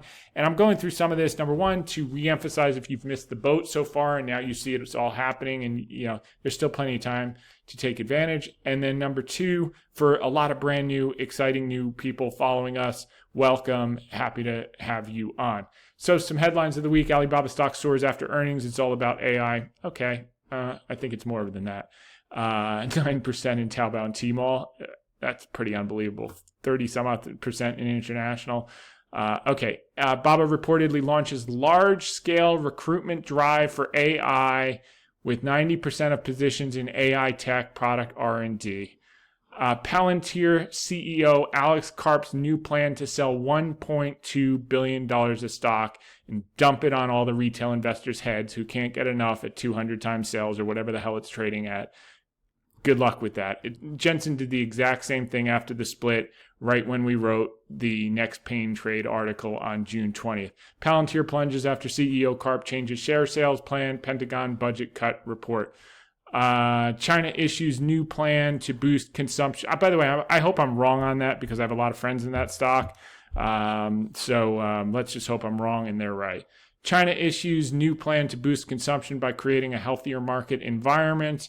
So more and more stimulus. No one's paying attention. Alibaba opens first data center in Mexico, ramping up AI infrastructure and expansion. Alibaba Cloud Services Unit now has a global infrastructure network of 87 availability zones across 29 regions, and no one is paying attention. They think it's China only. Why Intel could be worth up to more than $200 billion if it breaks up. So that's another double from here. China January bank lending hits record high on policy stimulus no one's covering. China investors plow another $2.9 billion into Hong Kong stocks. You heard it in tomorrow's newspaper today, how the world's biggest online retailer store got sucked into Trump's trade war. Trump is cracking down on Temu and Shein, selling garbage, useless garbage, and you're going to see now the Chinese government is cracking down on it too, so we don't have to worry about Pinduoduo anymore. And we always said from day one, Pinduoduo's numbers were either unsustainable or unreliable. I think they're going to be proven to be both, but you heard it here first a long time ago. Xi's embrace of China tech CEOs spurs hope of big economic shift. That's him shaking Ma's hand. Intel has biggest rally since 2020 on breakup speculation. Don't know what this article was supposed to be. Xi voices support for Jack Ma, China private sector chiefs. Why China investors finally believe Xi's tech crackdown is over. Hong Kong stocks hit 4-month high as Beijing support fuels more bets on tech rally. We covered the Baba outperformance. China says stable yuan, the key to world economy hit by strong dollar. We have said this is what we needed to see, and now we're starting to see it. The yuan is stabilizing. It's going to start to go up along with the stocks. Disney's latest Captain America film paces $100 million at the box. That was greater than expected. Disney, the hits just keep coming. China continues to beat India stocks again. DeepSeek drives $1.3 trillion stock rally as funds pile in. And the director of Estee Lauder just bought $8.7 million of stock from February 5th through February 7th, 132,500 shares, and everyone else is dumping in the hole. Dollar drops to 2025 low as data and tariffs dim bullish view. Warren Buffett, that's just about him buying alcohol stock like Constellation Brands when you have headlines from Barron's saying alcohol is done. Cox Automotive forecast. Okay, so this is the data that we are using, not the sandbaggery that we saw, 16.3 million. Cox Automotive is forecasting total new sales vehicles to reach 2025, 16.3 million. There you go. Next, S&P Global forecast 89.6 million auto sales worldwide, and I think there's 16.2 million units in 2025. Global Mobility projects U.S. sales volumes to reach 16.2. So to say that they're going to produce 15.1 when they're going to sell 16.2 when inventories are at record lows is sandbagger in chief. And I'm saying that in a good way because we got more shares. Intel stock is climbing like it did back in the 80s. Here's what, okay, we covered that. Jefferies raises targets on China tech stocks and AI growth. Opinion follows trend. Fed officials weighed slowing or pausing bond drawdown last month. That's interesting if they're going to stop quantitative tightening, which could help the long end of the curve. So it sounds like maybe Powell and Bessent are getting along. Japan's food inflation is becoming harder for BOJ to overlook, which means they have to do what? Hike faster, which means what? Yen strengthens, which means what? Carry trade unwinds, which means what? Mag 7 underperforms, which means what? Money goes into the stocks that we're in, which is why you're seeing what you're seeing, and clients are smiling so wide they could eat a banana sideways. Morgan Stanley drops bearish China stocks call, lifts targets 22%. So after China rallies some 80% off the bottom, Morgan Stanley drops their bearish China stock call. Way to go, buddy. February 2025, Bank of America Global Fund Manager Survey. So this is the number one thing. China growth accelerates. You can go through this on hedgefundtips.com. There's a lot of great data on what they're moving into and what they're moving out of. But I'm looking at the clock here, and we've got a ton of Ask Me Anything questions all about volume, stock market, and sentiment results. We went into extensive detail on GXO Logistics, which we think is going to be a home run. And we covered the positive outcome on CMA. Jeff did a great job with that. That decision was reached, and it basically quantifies the risk to 10% of the business that they just bought, which is the grocery part of the business, and they will just cut a deal on that, and then we will be off to the races, locking in those synergies on Wincanton and moving to the next level with a new amazing CEO that Brad Jacobs will undoubtedly recruit to run one of the greatest duopolistic businesses and recovery on the Europe play ever in existence. So we're excited about that. Go through this. A tremendous amount of work went into that. Great job. You can see here, we bought Cooper Standard when it was in trouble in 2022, added all along the way, and now turning cash flow positive. The game is just beginning. The SAR is going to be incredible. The amount of money they earn off just modest increases in U.S. SAR now is off the chart. So go through this great work. Took a lot of time to put together there. And you can see some of the key takeaways as well. Incentives, all the things that we've talked about in this podcast. And we do our work. You can see all the earnings call transcripts and the important things to understand about the future. Next. Russell 2000 top weights earnings estimates have gone up. Top 30 weights in the last 60 days. Small caps earnings estimates have gone up 3.41% for this year, 5.4% for next year. S&P have actually started to go up 19 basis points and 57 after coming down material during sandbagger season, where they dropped from 275 to 271, while at the same time 2026 went from 239 to 241. So next year's estimates went up. This year's estimates went down. Sandbagger City. Okay. Let's get down to the Ask Me Anything questions. So this one comes from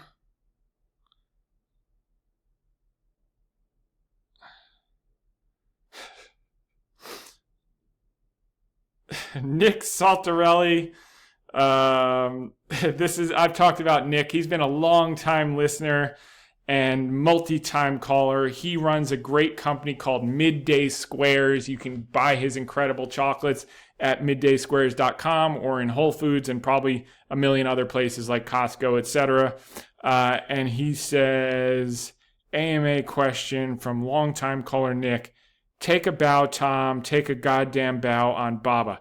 Okay, that is very kind of you, Nick, and I appreciate that. We're not bowing anything because the game hasn't even started with Baba. We'll talk about that above 200, but for now, we just sit tight and we transfer money from the impatient to the patient. And I'm glad you're part of the Baba train, man. You deserve it. You've been with us, and kudos to you.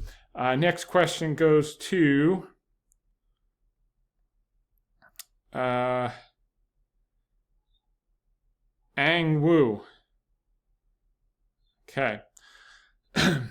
Ang is from Ireland. I'm kidding. Hey, Tom, I came across you through Alibaba stock, and it's probably the best dividend Alibaba has ever given me. Since then, I've had 100% attendance and never miss your podcast. I have a question from last week's episode where you mentioned that when marginal buyers in Orange County are gone, which I was referring to the Chinese, just like the Japanese dried up in the late 80s because the Japanese market was booming and they all had FOMO in Japan and the money went back to Japan.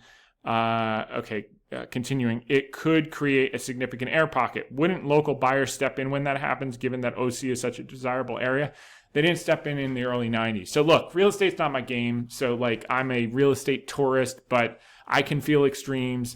And this is coming from a guy, albeit I got a great deal because I worked some magic that I always find these weird deals and bought something at a discount to what they paid in 2019, which doesn't exist in OC because everything's tripled since 2019. But anyway, no, you're taking out about 10% of the inventory. When they step out, the Chinese money has been about 10% of the inventory. There's an article in the New York Times about LA. It's even more pronounced in OC. And as the market goes up and opportunity comes back in China, it's not that they're going to take all their money back from California. It's so hard to get money out of China that what's here is staying here.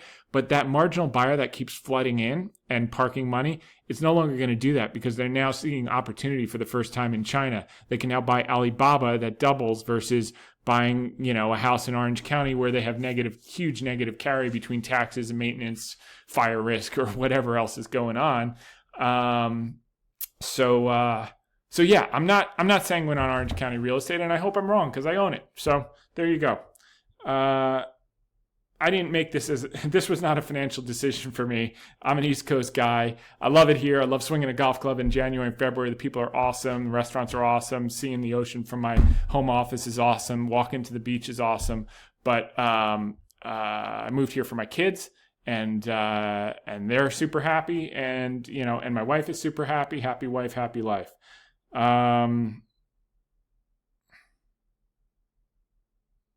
that's new investor inquiry. We only open. So our minimum is $5 million. Anyone that's investing $5 million can come in anytime that they want, and can come in immediately. So if you're planning on doing that, great. Love to have the conversation, see if there's a fit. For those of you coming in from time to time, usually once a quarter, we open up for small accounts of $1 million or more.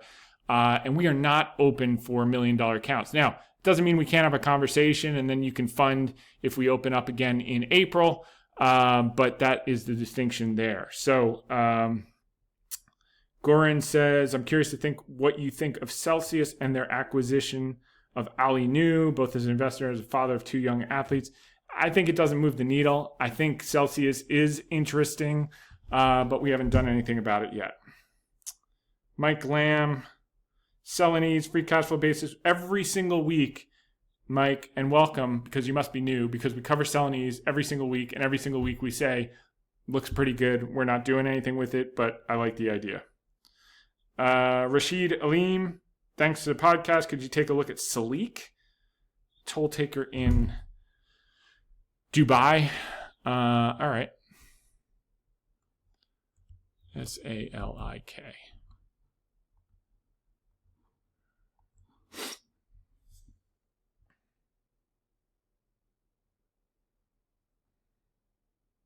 Yeah, and it's priced like a toll taker. I mean, the thing is up, triple? Cash flows are flat. Not for me. Next. Thank you for the question, though. I don't want to be greedy and ask you a second question on the same day, but what do you think of FSUGY? Well, let's take a look. Mr. I don't want to be greedy. FSUGY. Fortescue.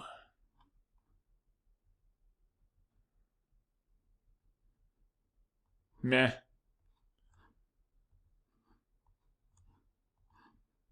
FSUGY. I mean, the price has declined along with No, not for me. No. I'd almost look at it as a short, but I'm not even going to go into that. What do you think of NBO, Nova Nordisk? No. See, this is all recency bias. The stock's up 10x and it pulls back, 60 points, and all of a sudden everyone's interested. Talk to me when it hits 50, and my guess is it won't hit 50, so therefore I'll never be involved. Alex Boehm, take a look at Shift 4. Okay.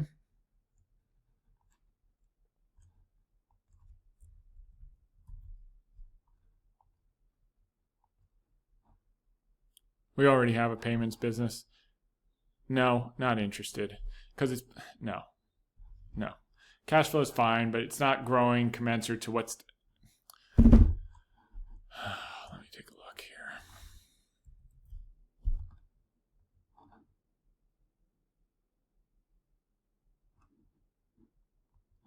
No, not interested. Next. Don L. Thoughts on Cooper Standard, Chinese GV. Just go listen to the call and listen to Jeff Edwards talk about their China business in the last 2 calls, and you will be blown away. Bert Bergstrom, since Baba and VFC have had big moves for you, it seems like Nike could be a China play for capital today. Since what do you think about deep in the money? No. Either buy the stock or nothing, because you're going to have to wait. This one's going to take a long time to turn around, and you don't have Bracken Darrell. So with that said, I think it's a durable enough business that it will recover. I kind of like it here. I'd like it better in the low 70s. If you get anything below 70, I think you can own it. But, these recoveries can take a long time. It took 6 years in the late 90s when they screwed things up. So I'm not in a rush on that one, but I think you got a good business, and I think it's going to take a long time. So, and I've got a great rock star with Bracken Darrell. Why would I want 2 sneaker companies? Go back to the quote at the beginning of the podcast about placing correlated bets and uncorrelated bets. It would just be like doubling my VF Corp position, which makes 0 sense. And VF Corp is a much better thing because Bracken Darrell took this company that made plastic commodity mouses and webcams and turned it into a 26 bagger. So if he can do that, he could definitely take a world-class brand like Vans that's been around since the 60s and every single surfer, every single cool person on the West Coast wears. And now he's destocked everything after everyone was loaded up during COVID. Now he's launching new brands. He's going to get the influencer machine going, and this thing is going to rock and roll like no one's business. Another client inquiry. Brave Wilson. What do you think about UFO and non-human intelligence as a potential investment frontier? Have at it. Not for me. I don't predict the future. I buy durable businesses when they're temporarily impaired and get my doubles and triples in a few years, rinse and repeat. I'll leave the predicting of the future to other people. If you like DEO, you should love Sam. I hate Sam. I think Truly and Sam, Boston Beer, I think it's nonsense. I think it was a controlled float, run up, bullshit, not for me.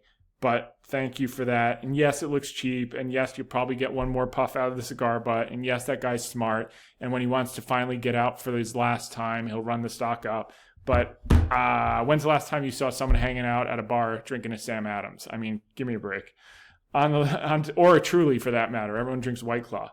Listen to the country songs. You got to listen to country to know what's up. All right. The UFO boy, we answered that. River Rail, Celanese. Every day. Yes, we think it's okay. No, we're not going to own it. Rogers, telecommunication companies. These are dogs.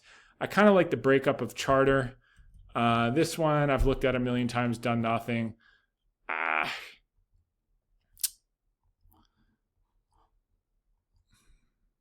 This one's probably okay. I just don't like the space.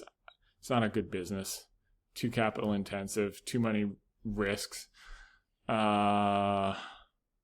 Revenues keep declining. Tell me when that's going to stop and turn around, and I'll tell you when you should buy it. But for now, it's pass.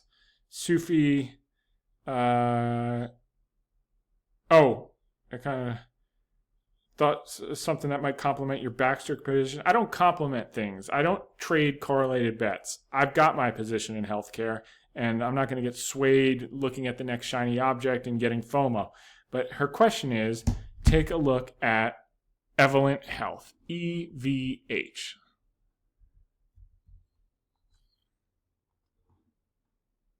Thank you for the question, by the way, and thank you all for the question. All right, you got my attention, Sufi. Let's take a look. EVH. All right, this thing's collapsing, and now we got to figure out why. Because it's free cash flow positive, cash flow is turning over, revenues are going up, multiples are fine, margins I can't tell, but it looks like they're steady.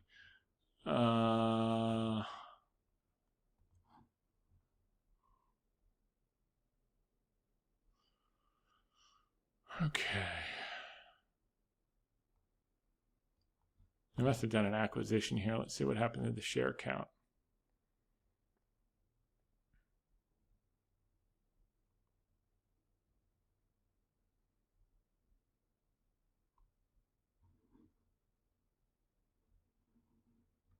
So they've just about doubled the share count. That's a red flag for me. Even if they use shares for the acquisition, I don't like that. I do not like that. Historically, it's been a crap return on invested capital business, low quality business. What's going on with free cash flow? It's lumpy. It's moving in the right direction. Balance sheet, $192 million of cash, $600 million. I don't like the direction this is going, so no, pass. It was interesting. Good try. Thank you for the question. Not for me. Many thanks for all your lessons and learnings. That comes from Leo Dujardin. One with regards to one investment. All right. Wondering if you could elaborate a bit on your journey, how to set up your own investment business.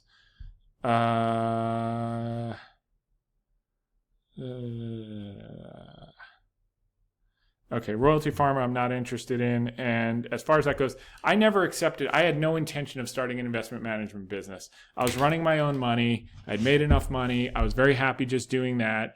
And still is basically what I do. I've just allowed people to come alongside and benefit from my intellectual capital. And it's just kind of grown into something way bigger than I could have imagined by accident. And it continues to do so. So now I'm building a business and it's going great. And I'm very grateful for that. Honestly, I don't think you should take other people's money to manage until you don't need any money.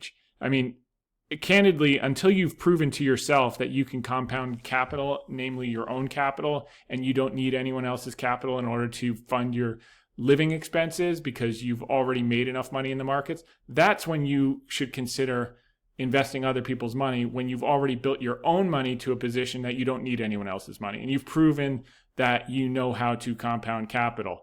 As far as starting a business from scratch to get other people's capital to manage it so you can make money, I mean, maybe I'm too rigid in my views on that. I just don't think most people are qualified until they've proven it for themselves. So go work for a big firm, learn your chops. If you're good at it, you'll rise up, you'll make some money, you'll have some runway. You'll have proven to yourself and have confidence in your own abilities over the long term, not just in a straight up market, through cycles.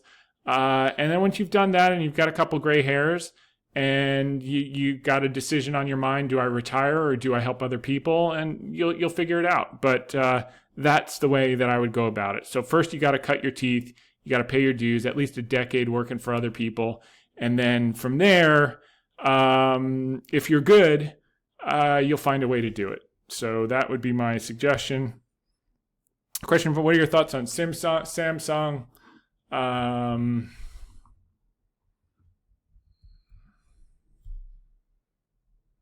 Let's see.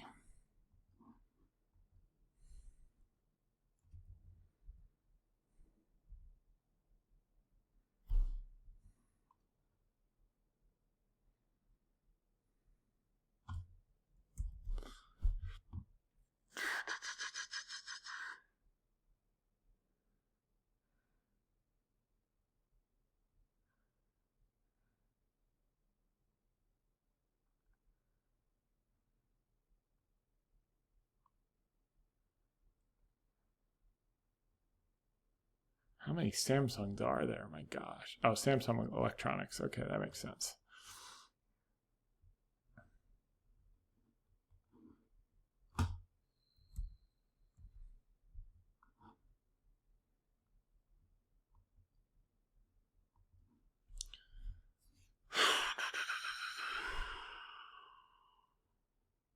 Looks like it's recovering. Probably worth doing some work on.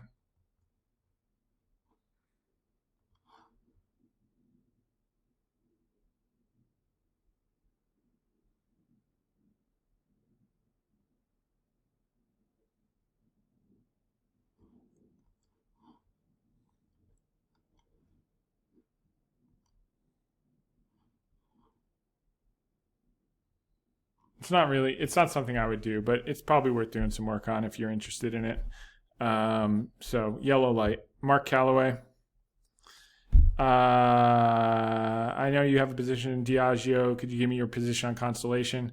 No, I don't like the beer business. I don't like the beer business. I do not like the beer business. This is not Buffett. This is one of his lieutenants, and it's a low margin business. I like the premiumization. I like the quality. I like everything Diageo's. If there's going to be a recovery in alcohol, which there has been cyclically for 5,000 years, maybe this time's different with GLP-1s, but I'm willing to bet that it's not. People like to escape. I think Diageo is going to be the winner. Highest margin, premiumization. I don't want to ship trucks and trucks of bottles for pennies of margin. Let someone else play that game.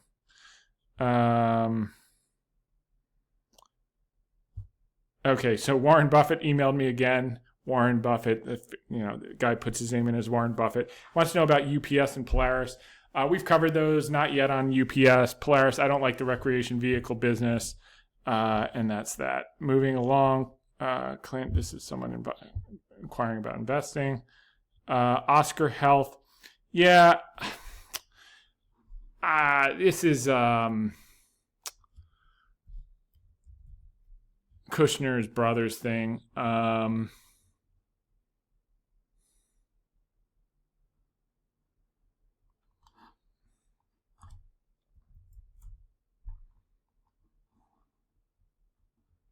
Yeah, you really have to understand this. This is a speculative thing. It's not really what I want to be involved in, but it could work.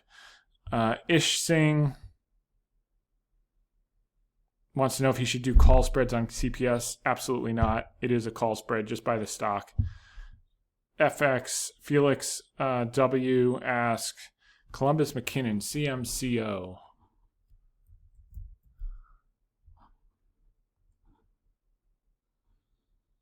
Did we cover this one last week?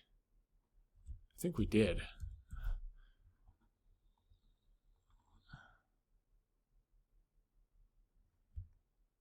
Yeah, not for me. Cash flow's turning down. Tell me when that's going to turn around and why. My guess is this will bottom out somewhere here, but it's like you're taking unknown risk for like maybe a double if you're lucky. So I'm going to pass on that. And you can't put a meaningful thoughts on Celsius. It's okay. We haven't done anything with it. DLO. Let's see what this is. DLO. D-Local. I think this was one of those SPAC promotes.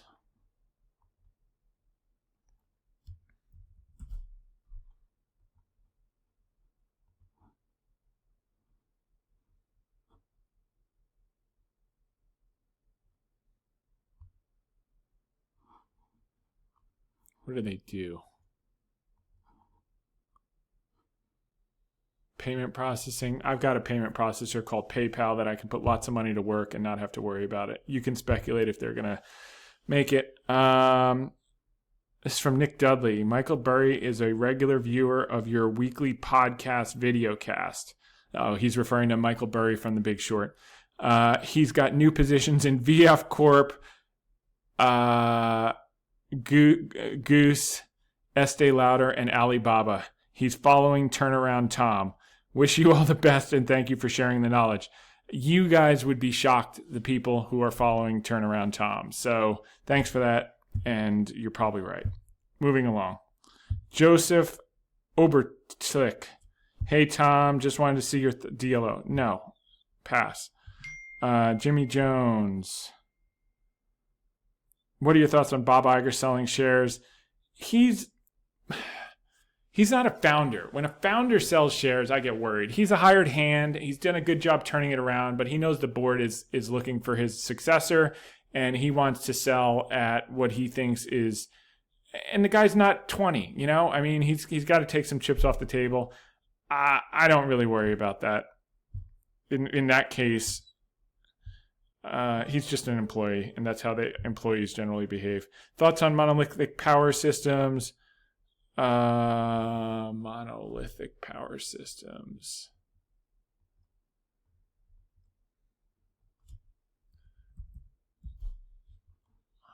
All those guys fundamentally believe no one can do it as well as they can do it. So he's going to sell shares if he knows he's out in a year or so. I don't think this one's come down enough. MPWR. No. I mean, it might bounce up. I'm not going to participate in that. Next. Canadian recreational vehicle. I don't like any of the recreational vehicle companies. They're just a play on rates coming down. They'll probably work as cigar butts, but it's not the kind of business I want to own. That's it. We'll be back next week, same time, same place. Welcome to all of our new viewers. In the meantime, between now and then, make it a great one. Bye for now.